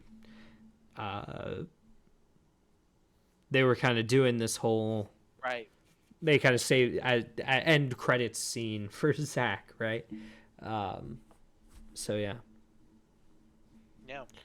I mean that's something that I also wanted to tackle too because that was not like a part of that original soundtrack, and then them really incorporating that and weaving into Yeah. the magic of the original soundtrack is something to not take notice on either because Yeah. it is very special. Yeah. Well, and for. I think, like, it's one of those things that really exemplifies, like, this isn't just a remake. Absolutely, It's yeah. also a continuation, right? In kind of a strange way, right? Like kind of a different way of going about it. But, they've they've said like, yeah, this is part of Final Fantasy VII's continuity, right? Like this is Hmm. the original Final Fantasy VII exists in whatever universe is happening, whatever multiverse stuff they're doing with the Seven Rebirth, right? Like that's so like I agree. I think it's not I think it does a really good job of that. So yeah. Um yeah, Caleb, Again, any oh go ahead. Go ahead. oh, I was just kind of like my final thoughts. Like again, a year of Final Fantasy VII Rebirth is such a like Yeah.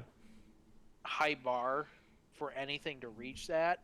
Yeah. Um, that like this is like for me, it's not like the best score of this year. This is like the best score in several years for me. Yeah.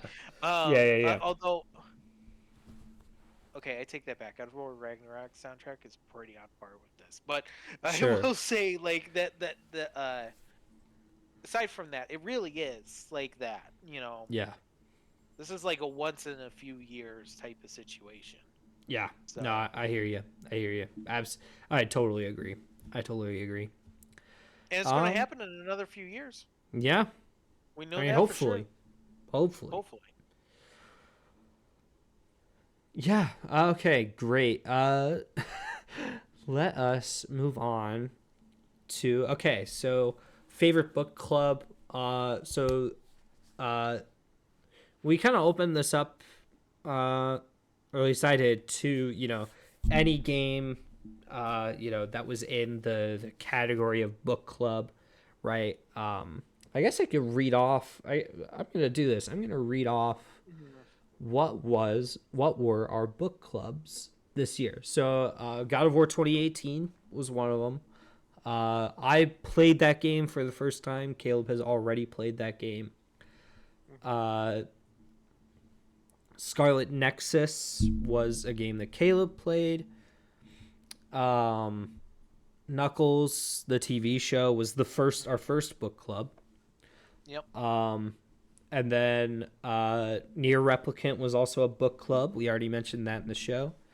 Uh, and then Assassin's Creed 2 was the most recent book club, and that was a game I played. Um, So yeah, I just kind of picked from like any of the book clubs that we did. I was more interested in like, oh, like what are the discussions we had, what's the um what's kind of, what do I think of the Right. game, that kind of thing. And so my favorite book club of this year was actually Near Replicant. Um Yeah. and uh I think in large part it's really because I really like came to a realization earlier in this year that that narrative uh is one of the greatest narratives in the genre. um Absolutely. and in the medium too. And to like, because it's not just uh trying to think of like, I'm Well, gonna get a little of, go ahead. that series is always so philosophical. Yeah, well, it's always so Like thoughtful. right. And I think to me that's like my ultimate takeaway, right? Is like I think I just think about like I think about world events, right? Not to get too specific, but think about, stuff that's happening around the world, not just in the United States. And then I always end up coming back to Near Replicant, right? And the way in which it feels like it encapsulates all of like human conflict Mhm. in this one story, right? Like the way it um like we've seen, so I mean it's such a tired trope of like, oh, the bad guys have their own reasons, or the bad guys are Right. sympathetic, or maybe the bad guys were the good guys the whole time. Oh no, like that. Mhm. That stuff happens all the time in fiction. People get annoyed by it at this point, right? Like it's not uh Yeah. people, it's one of those things where it's like people for a long time in Marvel movies were like begging for them to just make like an unabashedly evil villain, right? Like Mhm. because it was just so like tired. Um Yeah. but Near Replicant, for what I don't know exactly what it is, but for whatever reason, the way that it manages to flip the script uh Mhm. without sacrificing any of like the characters, or any of like the quality writing, um like it kind of manages to have its cake and eat it too, right? Because in a lot of stories, like if you're trying to make a point, you end up accidentally like sacrificing the story, right? Like I think um I don't know, it happens all the time where it feels like the Right. message ends up interfering, right? Yeah. Near Replicant, it doesn't feel that way at all. Like there's a message there for sure. There's like a point.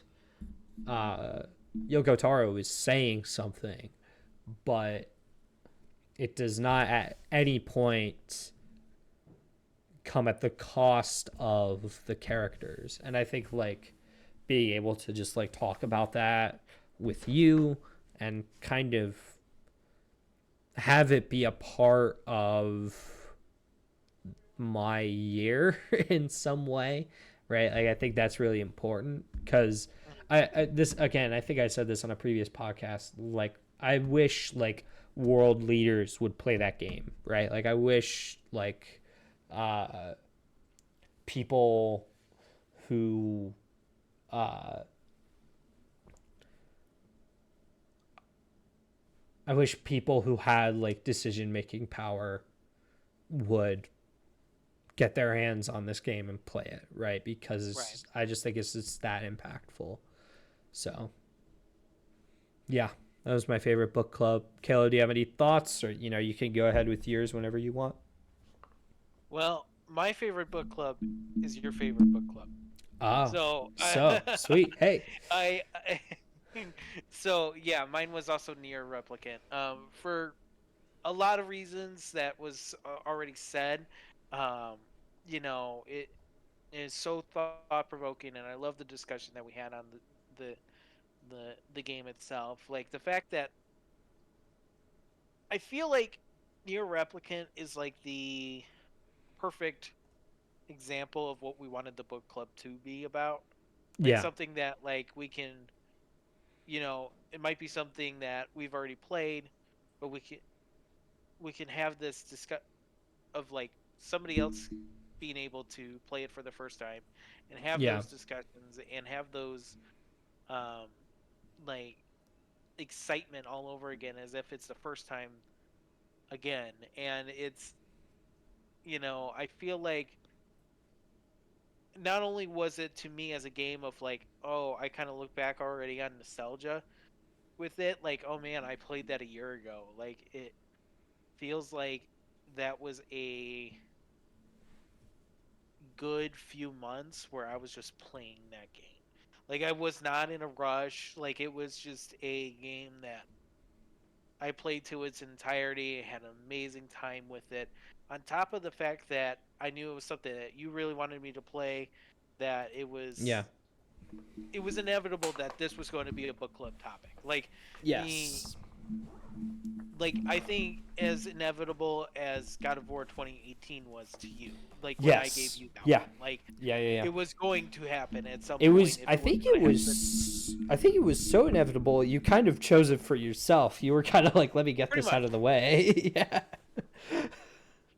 pretty much, because I had already had the game for like Yeah. 2 years, so I was ready to already start it, and it was just like the perfect incentive. Yeah. So yeah, No, I mean that absolutely. I was very happy with this one.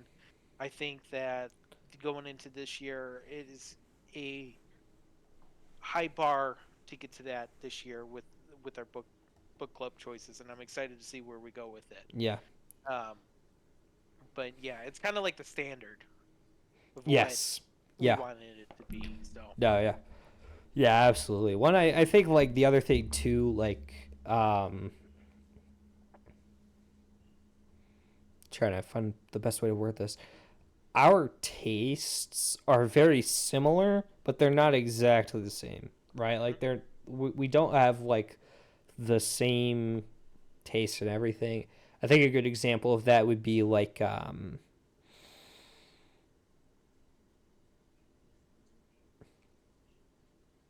trying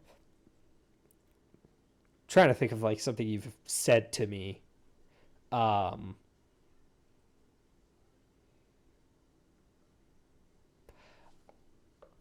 like you might I would not be surprised if you told me like, yeah, The Dark Knight is my favorite Batman movie.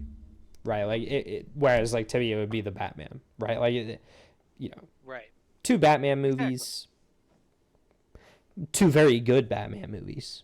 Hmm. But just like, in terms of taste, right? Like it kind of varies. Um so I think like the book club really does a good job of like showing that and like kind of I think like if you listen to all of our book clubs so far, um I think you can kind of pinpoint I think you might be able to kind of understand a little better like where those differences are. Um Well, you could also tell like such a wide catalog yeah. of where we covered in just Yeah. in this year alone. Yeah. Yeah, Like, we ran the gambit of the genres really. yeah, Um, the only thing I don't think we didn't really get anything like turn based. I think is the only thing that's like kind of yeah. missing. But you know, it'll happen at some point. Yeah. um, but yeah, I think it's just I think that's cool. I also think it's cool that like not only can you tell the differences, you can also tell like where we're the same, right? Like because Mm. near replicant is like the perfect, like you said, it's kind of the like perfect thing that's um like yeah, of course both of us would really love talking about this, right? Um so yeah, let me just make sure I don't get anything wrong here. Okay, so Caleb. Well, Caleb, did you have anything else you wanted to say about your favorite book No, club or anything? I think Okay. we hit that like right on the money. Like Yeah. there's to me, I think we said all the stuff that we wanted to say with it. Like it Yeah. is. I think we perfectly summarized it all up. Like it was. eh, Yeah. I'm really glad we were on the same page as far as that category goes. So Yeah. Great. Yeah, let's go to mystery game then. Caleb, what was your favorite mystery game this year? well, I gotta give an honorable mention. Okay, Okay. this one's an honorable mention. Um, for one mystery game that I don't think I actually. Yeah, I didn't really see this one coming. But as soon as it happened, I was like, finally, I could talk about this game. And that was Jedi Survivor. Like I was like, I Oh, guess I yeah, wasn't yeah, yeah. expecting you to play it, and then like you played it, and I was like, Yeah. oh, Yeah, here we yeah, go. I could finally unleash my anger towards this game that yeah.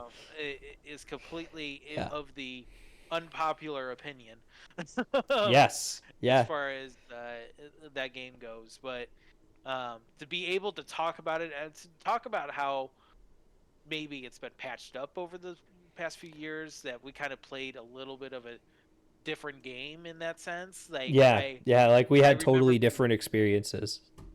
like being so frustrated through the game that it was almost distracting Yeah. as far as its like performance goes. So like the to be able to talk about that was a really like I love how this was like an unintentional like set of topics that we were going to be doing covering on the podcast. Like like as far as like the mystery games go, this was a Yeah. great addition we made this year. um Yeah, no, and I think absolutely. Jedi Survivor is like a great example of how fun the mystery games can be. Yes. and Yeah. it's like, okay, time for the tangent, like not even expecting it in that regard of Yeah. like Yeah. Well, you know it's yeah, I think it's also like um it's one of those things where I think like I think I bought Jedi Survivor um not on a whim, but just kind of like, oh, I have time now. hmm, In kind of that way, right? Like in that like oh, I have like a spare like week or two. Let me just hmm, knock this game out and then oh, it'll be fun when I get to like tell Caleb on the podcast like, oh, I played Jedi Survivor finally. right. Um, and that's really I think like the fun of mystery game is like like we're gonna talk about the news. You're gonna hear about what we're playing Hmm. all the time, but there are gonna be some times whether it's between podcasts or it's just like uh, it's just it just happens to be that way that like we end up playing a game and we could just kind of bring it on the podcast, right? Like it's not it's it, and so like the mystery game makes that a fun format. So Absolutely. And what you said of like you know right time, right scenario of like, oh, I finally have the time for this. yeah, That is what really started the mystery games for me, and why I have it as my favorite mystery game of the year. And that had to go with Sonic Frontiers, all right, all because right, the the um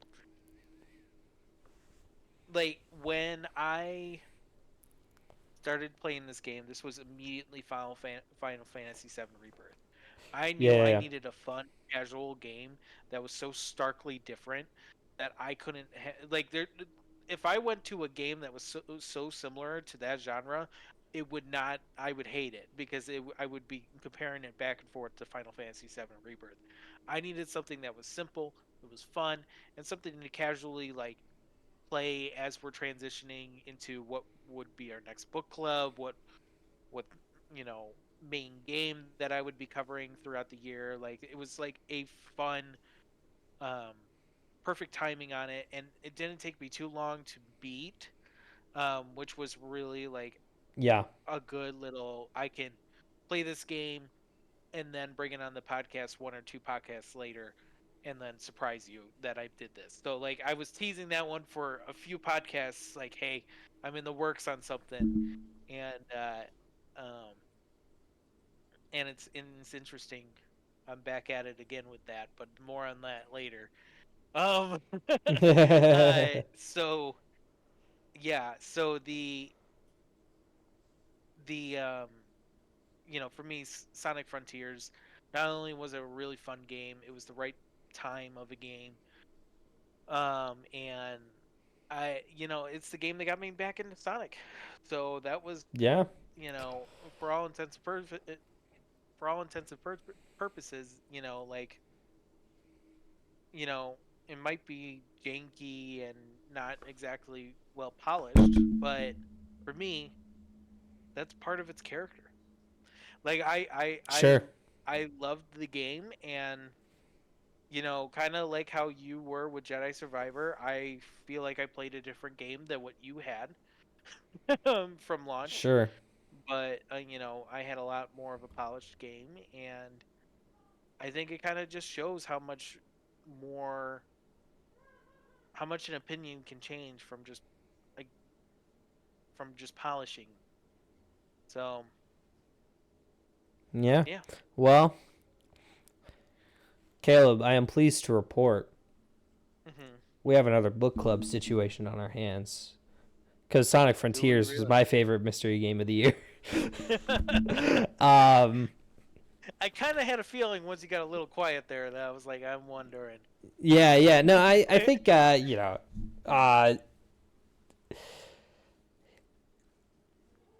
yeah, I mean, I think the game that brought back the spark for me, Hmm. in a lot of ways, right? Like, I'm not Frontier's biggest defender, I guess is the way I would put it. Like, if you don't like Frontiers, I don't really see like a reason to argue with you about it. But I think but for me, it was like, oh, this is like the characters and the franchise that I love wants to be what I want it to become, right? Like it feels like the passion and the drive was behind that game. Uh and so like for you to be able to play it and for you to have, I think also like the fact that you were like, oh yeah, I was like just so into this game, um not as like a diehard Sonic fan, more as like a um more like a lapsed Sonic fan, if anything, right? Like Right. as somebody who hadn't Well, it was really been great following the timing too. series. Yeah. It was great timing too because we went to the concert and Oh then yeah. Knuckles came out at the same time. Like it was just like the best time for me to play it. Yeah. Like it was, you know, Well, I like think it it yeah, yeah, it reignited a spark. Go yeah. ahead. Sorry. No, absolutely. Well, I think like for me too, I think it was awesome to see like the franchise, um, kind of through my friendship with you, see the Hmm. franchise come back to life a little bit, right? Like, because if you had asked me, if you had said to me like, "Hey Ezra," 5 years ago, if you had said to me, "Hey Ezra, what Sonic game would you say to like what like modern Sonic game would you say to get me back into the series? I'd be like, sorry, man. All the games There is none. The there answer aren't is there is any because like all of the none. ones on modern consoles are bad. Like it's not looking too good out here right now. Like the Sonic Mania, sure, but like you don't really want to play like a 2D sprite side scroller, right? Like that's not like that's more of a love letter than it is a Right. than it is like a reintroduction. Yeah. So Absolutely. yeah, so yeah, Frontiers really was like, we've got like big open areas, we've got like new ideas while also like iterating on some old ones. We've got a sizable amount of content uh, Mhm. for a Sonic game, right? Right. It's not a very long game, but it's sizable. Um, and then like also like the writing is really cool.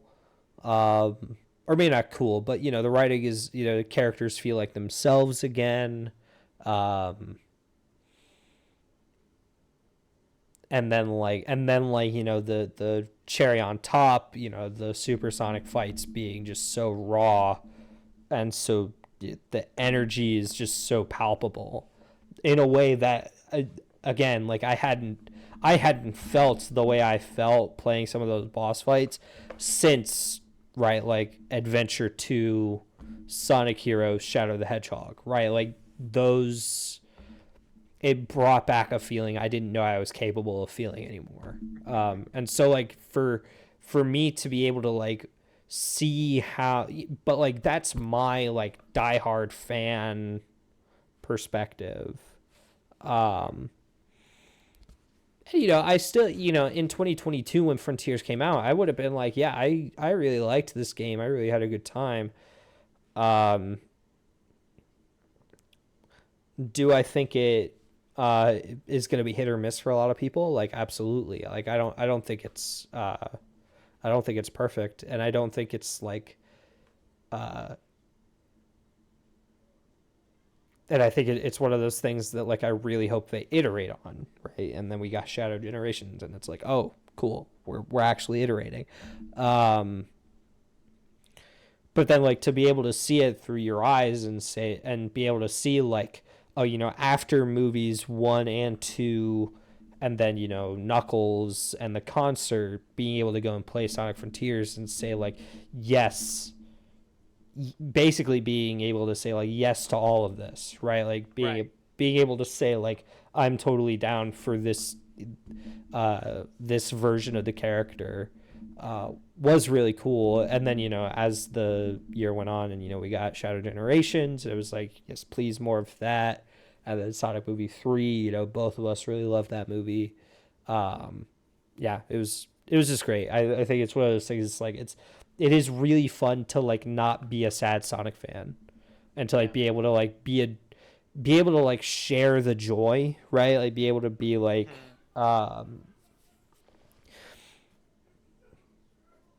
like it doesn't feel like I'm just like clinging on to something in the past that like I kind of like go up to people and I'm like, hey, like remember, like, hey, remember when this was like the Mhm. coolest thing ever? It's like, no, like, hey, here's the coolest thing you've ever seen, right? Here's Shadow Right. Akira sliding up Tokyo Tower, Exactly. right? Like, here's Sonic throwing a giant dragon into a freaking uh, mountain, right? Mhm. Like, like there, we got some of that stuff, and to be able to like share that with you and you be able to say like, yes, um, this is This awesome. is peak. Yeah, yeah, Yeah, yes. absolutely. Um, Um, yeah. yeah, Well, that to me is definitely the pinnacle of mystery games. yeah, Um, yeah. and hopefully we'll have more throughout 2025. We didn't have. I think so. Are the mystery games? I guess I listed the book club, so I'll list the mystery games. The mystery games we had were Sonic Frontiers, Jedi Survivor, and then kind of out of left field was EA College Football. Um,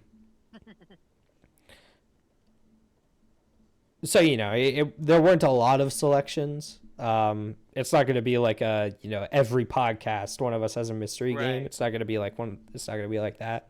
But yeah, Well, it's it's just not going to be planned. yeah, Like it's not going that's to be one of the things. planned. Like it just happens. Yeah, it just it occurs when the timing is right. So Right. uh, yeah, you never know. You never know. Yeah, well, we have reached the end of our lists. And Caleb, I have to ask before we declare our personal games of the year, do you have any other honorable mentions? Anything you want to say about 2024? Anything like that? So my honorable mention for favorite game of the year, because I feel like I had to do it. I had to have at least an honorable mention here. Um, uh, and something that I think all around was like a perfect game for the podcast. Like, Yeah. something that really was special to do. Um, it is still Sonic Frontiers. Like that, Wow. Yeah. it is up there of like, man, I keep going back to thinking about like the fact that I just was able to just casually play. Like, it was the right time after Final Fantasy VII Rebirth. You know Yeah. how much of a transition we went from talking about like the year of Final Fantasy last year to Yeah. pretty much the year of Sonic. Like it was like a Yeah. great transition. Um, like I it was a toss up between that and Near Replicant, but Sure. I think the amount of special nature that Sonic Frontiers was between the concert, all that stuff, like it was something that I think is definitely an honorable mention. Um, and gets the number 2 spot as my favorite game of this year. So Yeah. very high praise for Sonic Frontiers, something that you would I think never hear from someone except myself today. So Sure. Yeah. you know Yeah. No. Yeah. I mean, you're not gonna get a lot of lists that have 2022 games on 2024 lists. So that's exactly. that. But yeah. No. That is really that. I think that really speaks to the spirit of that game. I Hmm. think because to me, that's pretty much all that game has, right? Like Yeah. it's again really cool elements. I've already spoken a lot about those, but like but like in terms of like special things about it, there aren't like a whole lot, right? Like there are some unique Hmm. things, but it's not like it's a pretty it's a pretty uh it's Sonic in an open world environment. Yeah. Um, but I think like again, like the fact that like the spirit was able to reach you and that you had such a good time anyways Hmm. is again, it's a real testament to that. So Well, yeah, also, like it's the for me this year was the year of the backlog. yeah, And I know in the top of that list was Sonic Frontiers because I was so intrigued by an open world Sonic game. yeah, Like that was so convincing to me. Like one of the things that to give our listeners a big personal context here, you know, and I think I've mentioned this before on the podcast, like I used to work at GameStop and yeah, you know, one of the things that I was selling that year was Sonic Frontiers. And I remember wanting it really badly. Like it was not something that was like on my radar. It was also overshadowed by a bunch of games that were coming out that holiday season. Yeah. And it was like, oh man, I'm not going to get around to this. There's just no way, right?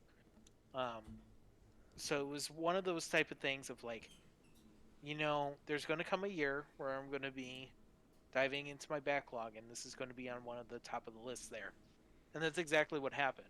Yeah. And that is a point that I want to really harken home about. Like that's that's why it's in the honorable mention. Truly. Yeah. Um, but It's pretty yeah, awesome. that's pretty much as I got to say as far as the honorable mention goes. Yeah. Well then, Caleb, I mean, I'm gonna ask you what's your game of the year just because I have to, but I think I already know. Um, Okay. so yeah, Caleb, what's your Um. game of the year? Uh. Sorry, I was trying to think of a sarcastic comment, and nothing was coming to mind. Are you So gonna I'm say just gonna say, Scarlet Nexus? well, no, because no, I enjoyed that game. I was going to try to think of something that was like, oh, Gollum. Gollum was my game of the year. Did you play Gollum this year? No, Oh, no. okay. I was gonna say. I was like, whoa, news to me. That would be on the level of Jedi Survivor type rants if I actually watched it. I mean, if I actually played it. But Yeah, no, yeah, no, I from would have what been I've heard of like, that game, yeah, no, I was like, uh, you said Gollum, and I was like, whoa, out of left field. exactly. That's what I was trying to think of. I was trying to think of Yeah, something sarcastic just to throw you off. you should have But said yeah, no, Astrobot. You should have said Astrobot just to, exactly. Yeah, yeah. completely. Yeah, Anyway, surprise! I played it. Oh, that would be actually really funny. It would actually be kind of close to, that could have been like a, if that was something that I was leading up to these past few weeks, that would have been oh on yeah, another level of crazy. fake out. But Yeah, like, yeah, exactly. But no, no. It's without a doubt Final Fantasy VII Rebirth. yeah. To no one's surprise. I've been To no saying it one's all year. surprise. Nothing even came close to it. Like it there's not really much more to say other than the game's perfect, and even beyond perfect than the last one. Yeah, Like I don't know how much more I can go on about it, other than going right into beat for beat about it. You know what I'm saying? yeah, yeah, yeah. And it's just so special. Like I'm gonna look back onto onto that game for a few years. Like I'm looking really forward to eventually replaying it, you know, playing a, going through a different side story, maybe going through a platinum run. I did a pretty strong run the first time around that it makes it fun to possibly explore that possibility of going on a platinum run without making it feel like it's too daunting. But yeah, I mean, I say that, but I still haven't platinum remake. I have like two or three trophies that I haven't done yet. But, and I was trying to get it done before Rebirth, but that didn't happen. So yeah, I mean, Yeah. Again, to nobody's yeah, I think that's all surprise. I got. Yeah, to no one's surprise at all. Um, yeah, yeah, very Yeah. special year. Yeah. No, absolutely. Well, uh, if I said my honorable mention, you know what my game of the year is.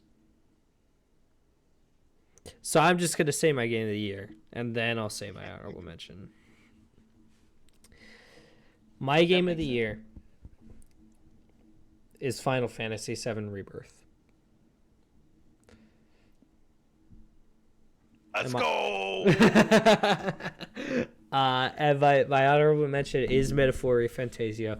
My Metaphor, really great game, really strong game. Again, like if you're at all curious about Atlas RPGs, go play it, and then work your way backwards. um,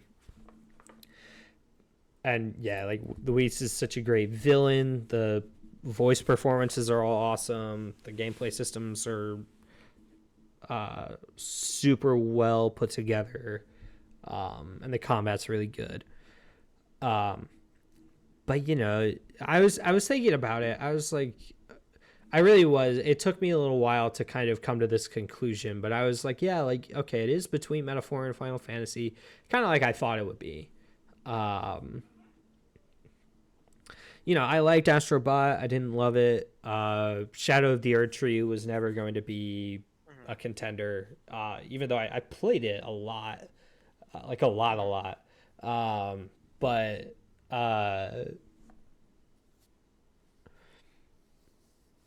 yeah, like I've played so many games this year. Like I love that I loved. Even Shin Megami Tensei 5 Vengeance, I put a lot of time into. But I kept coming back to like, okay, like what's the game that kind of like that I think back on as like uh what's the word?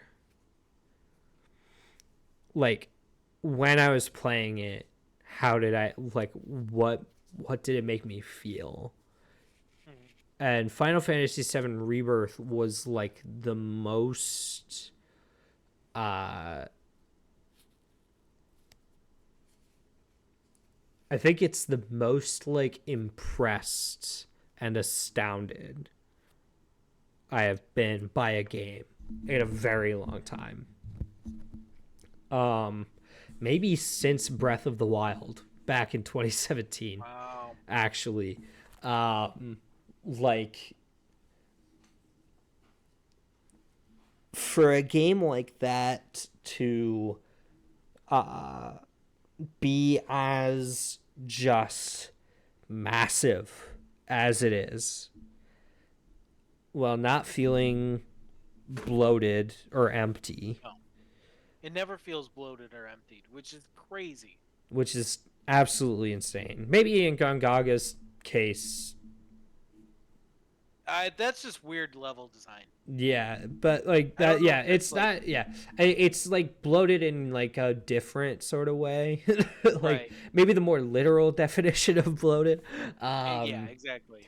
Um, but yeah, but that aside, right? Like for it to be as big as it is without feeling bloated or empty, for it to be as pretty as it is, while also playing as well as it does, right? Because like at no point.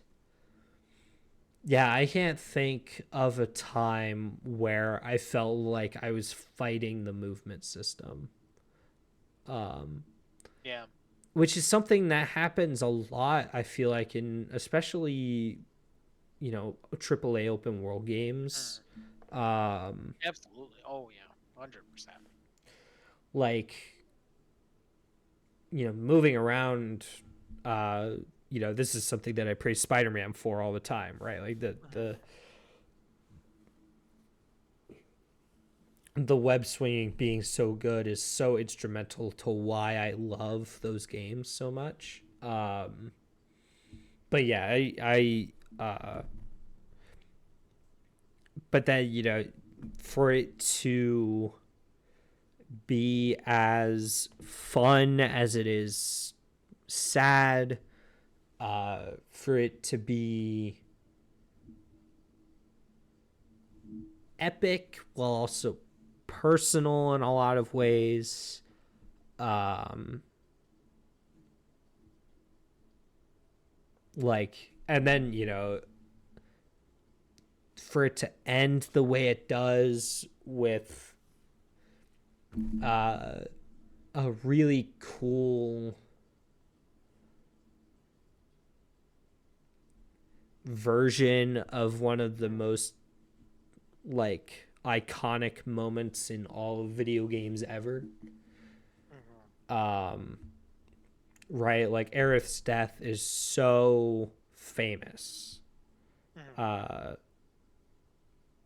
And for them to take the risks they took and I think succeed in a lot of ways with a really cool final fight, where it felt like Aerith got the send off she deserves, was just fantastic. And yeah, I you know, you said it earlier. It does feel like you're just scratching the surface, right? Like it's not Right. It's really hard to encapsulate everything you feel about a game. And yeah, it really is just like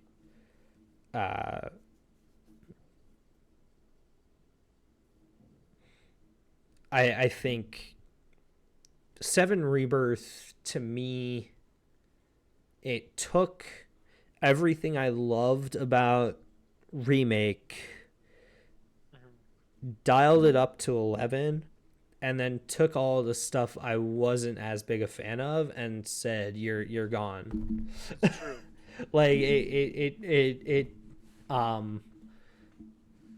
and part of that I think like legit is just, you know, power to the PS5 Pro or power of the PS5, power of, you know, SSDs, power of you know, technology. But I also think it's just like, man, like the direction of that game is just so strong.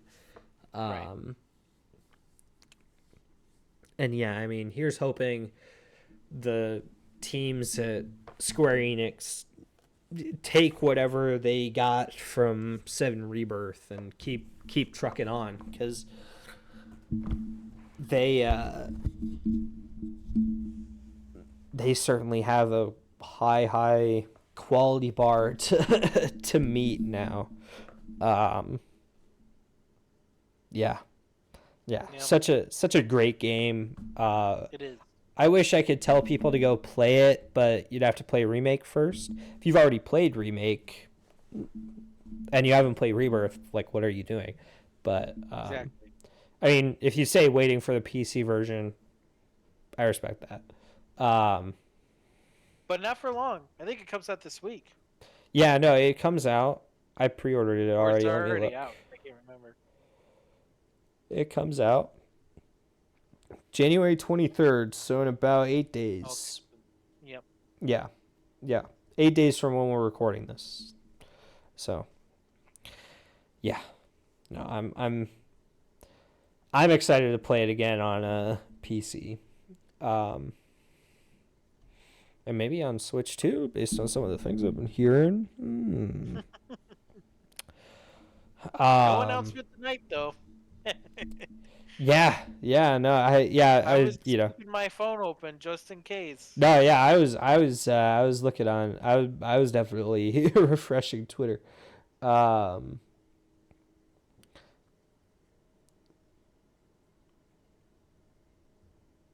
yeah, I think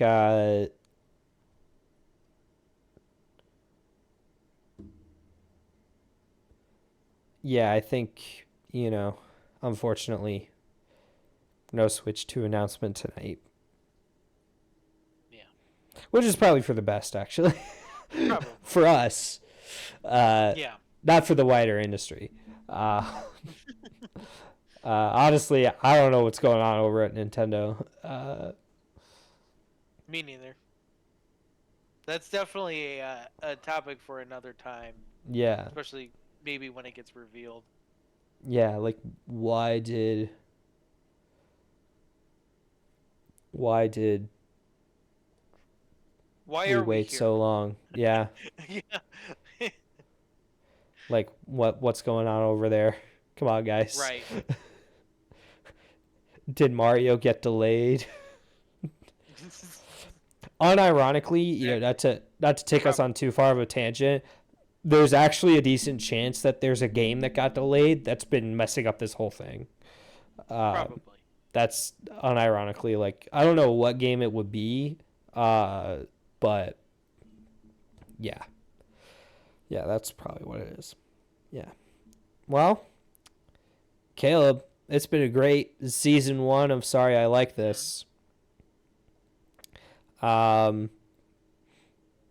to mention your honorable mention. Oh, I did Metaphor. I talked about Metaphor for a second. Okay. I thought great game.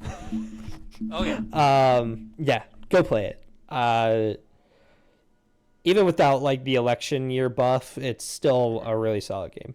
Or play it in 2026. Or no, sorry, 2028. Sorry, my math was wrong. I guess 2026 is the midterms in the U.S., so Yeah. You get a lot of election year stuff. It's not exactly, maybe it doesn't hit as hard, but it might hit you still. Yeah. But yeah, great season 1 of the Sorry I Like This podcast. It's been fun doing this with you. Can't wait to do even more of it. Oh yeah. But I would be remiss if I did not hold you to something. And what would that be? You have been teasing for the last 2 podcasts that you have a certain something to reveal. It is time. And I want to stress again to the listeners, I don't know what this is. He has not hinted anything to me. He has not. I have maybe a couple of guesses, but even then, I'm not even sure. So, Caleb, take it away. So, last year, I realized I'm not getting any games this year. I'm just not. Aside from Final Fantasy VII, my main series games are not coming out this year. Yeah. So I took it upon myself to dive into the backlog. Yeah. And I was looking back at this year, I am very proud of buckling down and making that my main focus.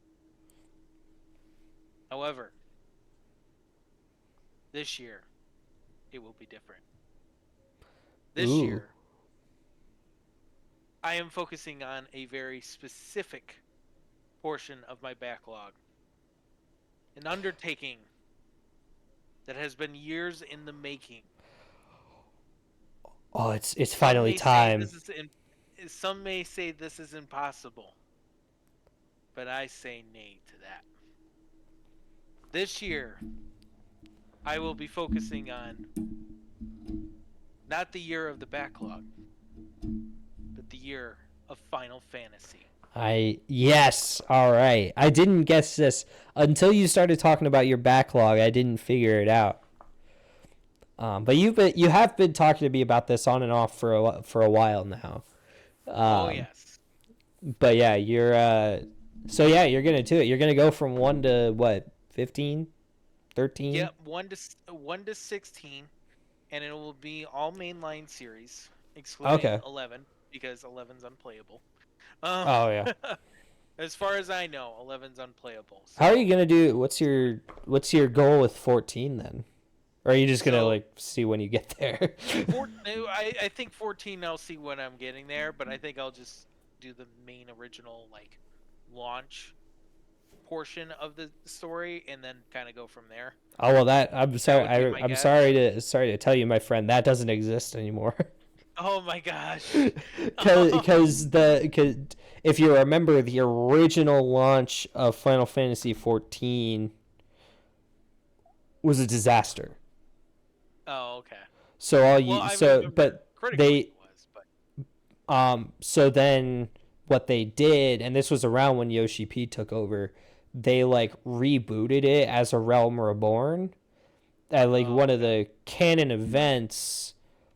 So like the original story no longer exists, but Mhm. it is like canon to the events of a Realm Reborn. So it's like Union Cross in that sense. Yes. Where it's like, yeah, it's not the original release, but it's the Hmm. original version of A Realm Reborn. Yeah. I get you. Um, Um, but I will say, yeah, that is the plan. And okay. Ezra, it's already begun. Ooh, you've already That's started why on one? I've already started on one. And unfortunately, I would have loved to have reported that I beat the game, but I just need one more day. Sure. Sure. I am already 20 hours into that game. I'm right at the tail end of it. And so, yes, one is about to be done. My goal is to get to two and probably beat two by the end of this month. Okay. And then get to three in February. February is a short month, so I'm kind of giving a little bit of a buffer period there. And then four in March. Five, maybe April and May, considering a lot of life stuff happening in April and May that I'm really excited about. Um, and then I'll get to six in June. And then you're probably wondering, how am I going to handle seven? Am I going to play it? What's going to happen with that? Because I haven't played the original, but I've played the remake and rebirth version, right? So Yeah. what am I going to do? I think at this point I am just going to do the Midgar section of that game because I know that after that point it really the order of events really change in Final Fantasy VII Sure, from yeah. what rebirth did, so I don't want to unintentionally spoil myself. So I'm only going to do the Midgar section just to get a feel of what the original game was like, Yeah, and then that's I'll go fair. to 8 probably around July. 9, which I'm really excited for, and then I'll be buckling down playing 10 and 10-2 as well. Yeah. So hopefully I can get that done in a month. Maybe it'll probably take longer than that. And then 11 I'll skip. 12 I'll play. Like 12. If I get to 12 by the end of the year, I will be very happy. Yeah. I feel like Yeah. I feel like I played, you know, getting 12 Final Fantasy games, perfect. But I would Yeah. really like to get through the entire 13 trilogy. I think that's Sure. my end goal. And then, we'll kind of see. This is probably going to carry over into a little bit into next year. Um, this ambitious project, let's be honest. To where I think that like we'll see how 14 goes. How much time I have between my next real game that I'm going to have. Because the Yeah. thing is, I'm not going to have a game released this year. I think I've already waved the white flag on that. Only possibility is if somehow Kingdom Hearts 4 is slated for holiday release, What about but I GTA? don't think so. Oh, GTA is getting delayed, 100%. I mean, But I'm with you on that, but like, what about GTA? yeah, that'll change the name of the game. But by that point, I think 10. I'll be through 10 Final Fantasies at that point. So I feel like I would be accomplished either way. um, but yes, I wanted to. I was in the works on it. I wasn't sure if I was going to do it this year for a while, and then it just all kind of magically fell into place. That I was like, okay, we're diving in. So the All next, right. I'm excited. our episode 1 of season 2 will be covering. I will be covering Final Fantasy 1. And don't fear not. The mystery games and the book clubs will still happen. I will find time to work them in. But Have we yeah, said what that you're going through on the podcast? Like what's happening in your life right now? The big thing. I don't know if we have. I think we have. Yeah, I think we have. Because we said it So, when we were talking about EA college football. yeah. But yeah, Well, okay. I'm just gonna I'm getting say it. married, so. Yeah. Caleb's getting married, so that's kind of taken up a lot of his free time. Oh, yeah. So Yeah, especially if in the you next few months. yeah, so if you've noticed, if we're being honest, the volume of things that Caleb has been able to play over the past, I'd say like 6 months, has decreased. Yeah. And even when we played Final Fantasy VII Rebirth, right, like that, it was a little harder then. So like it's still like, and that was pretty soon after you got engaged. So if you ever wanted an advertisement for how much free time you're gonna lose just during being engaged, this podcast is a good example. Yeah. So yeah, I think I could definitely see you,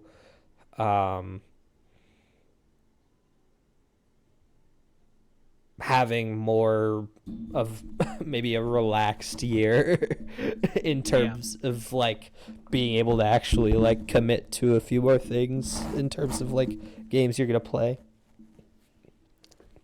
Yeah. So yeah. That's the focus. That's what I'm working on. But we'll see how the progress goes. But that's the roadmap for me. All I'm right. excited. All right.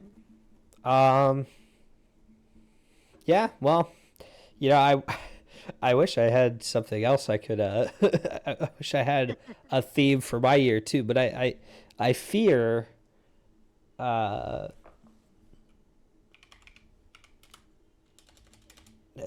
a lot of. I don't think there are a lot of like new releases this year that I'm looking at. Maybe I'm wrong. I think a lot of them just aren't like announced yet. Like Tales of Grace's F remaster comes out in a couple days.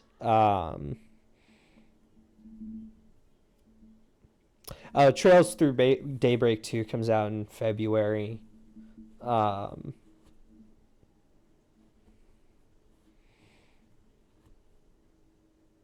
So yeah, I don't exactly have like a theme, but I'll be playing stuff. There's nothing wrong with that. Yeah. No. And to be fair, I have not done one of these type of things in a long time. As far as like, I'm going to dive into a series and this is what I'm going to be doing type of situation. If I had to guess, it would be Kingdom Hearts, actually. Yeah, yeah. So that puts it in perspective. That was like, Yeah. 2018.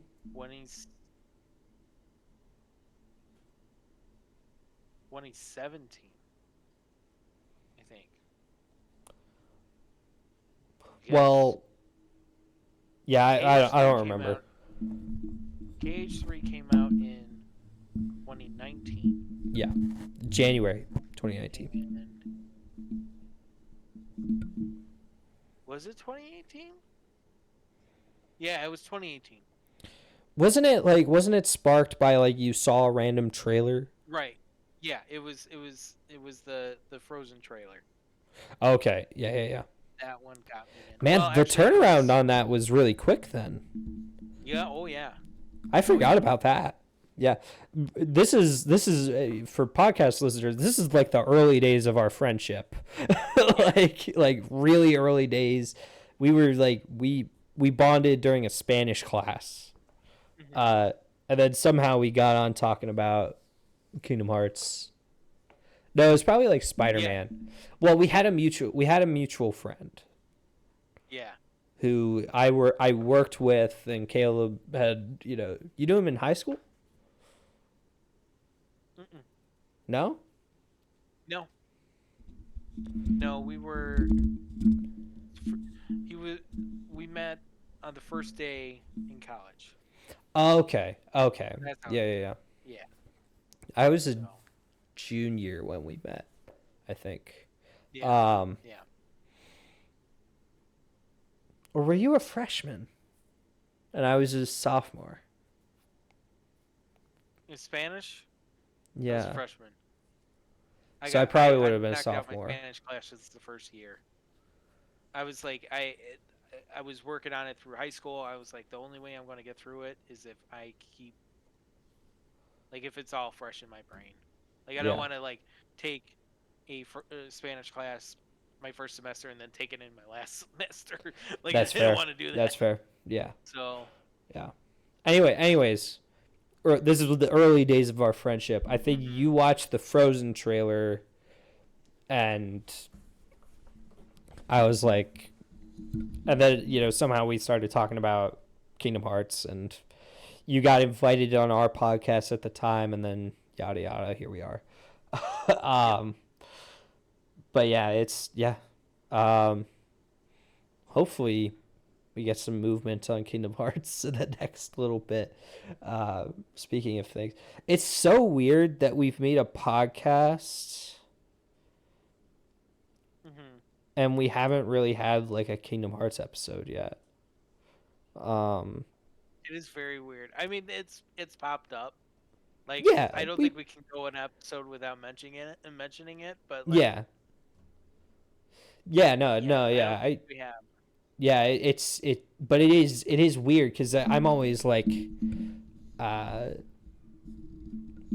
even when like remember like I think it was in January, it was like around January, March, maybe somewhere in that range of last year, where Missing Link was having like its big blowout, like they had the new beta and new trailer and all that stuff.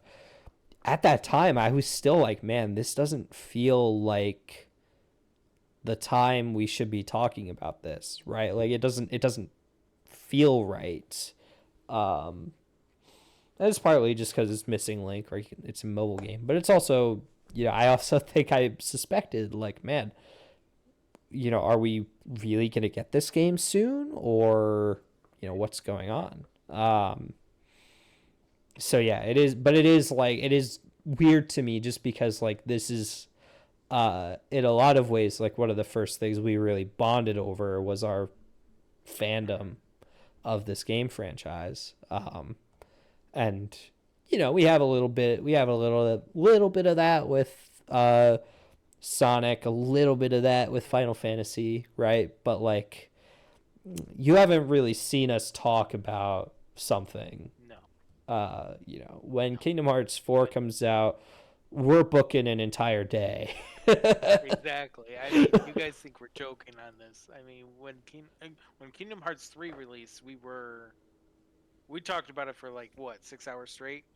I believe it. Yeah. I don't know. It Yeah. was a long time. It was a long That was crazy. conversation. Yeah. It was, yeah. This is a weird time for me to tell this story, but I'm going to tell this story. I remember Kingdom Hearts 3, there was a giant, like the area we were in froze. Like, it was like a weird, like, negative 20 degrees or something like that Hmm. the second that Kingdom Hearts 3 dropped. Like, literally that night. And, Oh yeah, that's right. so we It was got like uh the days off from school and work. and work. Yeah, Um exactly, and work for. Yeah, and I remember that. so I literally just played Kingdom Hearts 3 for the next like 2 days. Uh I played, I think I beat it in 40 hours and I beat it over the course of 2 days. Um Yeah, and I beat it in the course of 5 days. Like I was yeah, not far behind. which is both of which really impressive. Um and it's just like I don't do that a whole lot with games. Uh, Final Fantasy VII Rebirth, I did do that. I did end up doing a similar thing where it was like I would I like, yeah, I had like the weekend and it was just like, man, Right. I'm gonna just I have like Thursday to Sunday or something, and it was just like I'm gonna just play Final Fantasy. Um, so yeah. Anyways, all that's to say, kind of weird that Kingdom Hearts hasn't been like a focal point at all Hmm. uh, this year. Hopefully we get some kind of Kingdom Hearts 4 trailer or, something to kind of, we can kind of ease you guys in a little bit. Well, here's the thing: it's like people are saying like February's the time. I'm like, oh man, it would be Kingdom Hearts to drop randomly in a Yeah. random month of the year. But I'm like, at the same time, I'm like, I can't anymore. I can't. It's got to be at like a big gaming event for me to get my hopes up. Like I can't go month by month anymore. I'm like, okay, there's only like one or two times a year where it's even possible now that like I can't even think about like a random day in February or heck even the anniversary in March. Like I'm not even banking on that at this point. Yeah. um so it's like I don't know. Maybe. I think it's weird that, we talk about Switch 2 coming out. Like, I think it would be weird if, like, the only way I think Kingdom Hearts gets revealed in February would be with alongside the Switch 2. Not necessarily Kingdom Hearts 4, but like what I speculated Missing Link would turn into. Oh, sure. Um, Yeah, yeah, yeah. which again, that could be a best best take for next year. Oh, yeah. No, absolutely. Just Well, just as a setup. it's But see that's the, getting into the weeds a little bit here. Is that a this year take though? it could be. Because you made it It could last be. year. Yeah. Oh, That's I all see I'm what you're saying. saying now. That's all I'm saying. Like you said it last year. Like you could repeat it as much as you like, but technically it's a 2024 take from Caleb. Um, But it but turns out to be right. but it turns out to be right in 2025. Like how does that work? Yeah. These You are know. rules that we got to figure out in 2026. Yes. We got a year to figure Exactly. this one out. We got a year to let that simmer.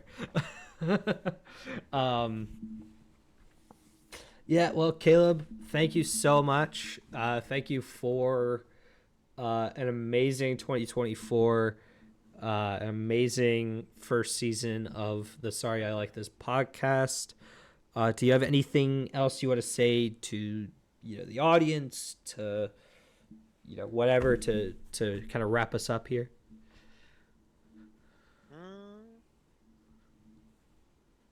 Mm, um. See, this is where I'm trying to find something sarcastic. It's not coming to me tonight. But I will say, it has been incredible. Um, and I just really can't wait for what we have to come. Yeah. I think this year, like I said, with things in another unorthodox year, um, I think it's got a lot of potential for the podcast for us to Yeah. really branch out. I'm looking forward to seeing what our list is going to look like next year Oh yeah. and seeing Yeah. how different it is. So, Actually, you know what? Gosh darn it. Prediction time. Just one okay, prediction. One prediction. okay. Name something that will appear on your list next year. And we'll come That back to will this. Yeah, at all. Like, in any capacity. Just name a thing. uh Missing Link being confirmed for a Switch release because that's going to be Okay. huge. Okay. I'm doubling down on that prediction. Okay. Okay. Okay. I'm going to predict that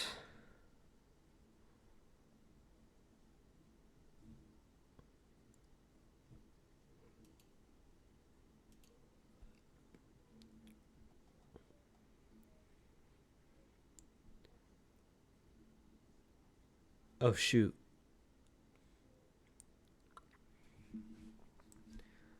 Trying to put together.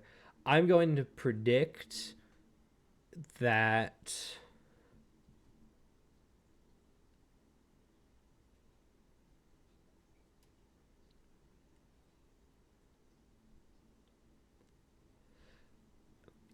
here's a good one.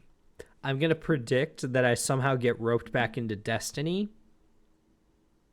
and That's a I'm going good to one. and I'm going to predict that I dropped it again by the time we get back here. So I'm going to get back into Destiny and then drop it And again then taking it. I think that's fair. in this sometime this year.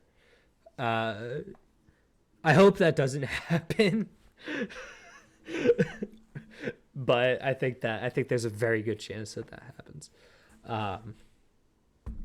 Yeah. Well, with that, I'm sorry I liked that.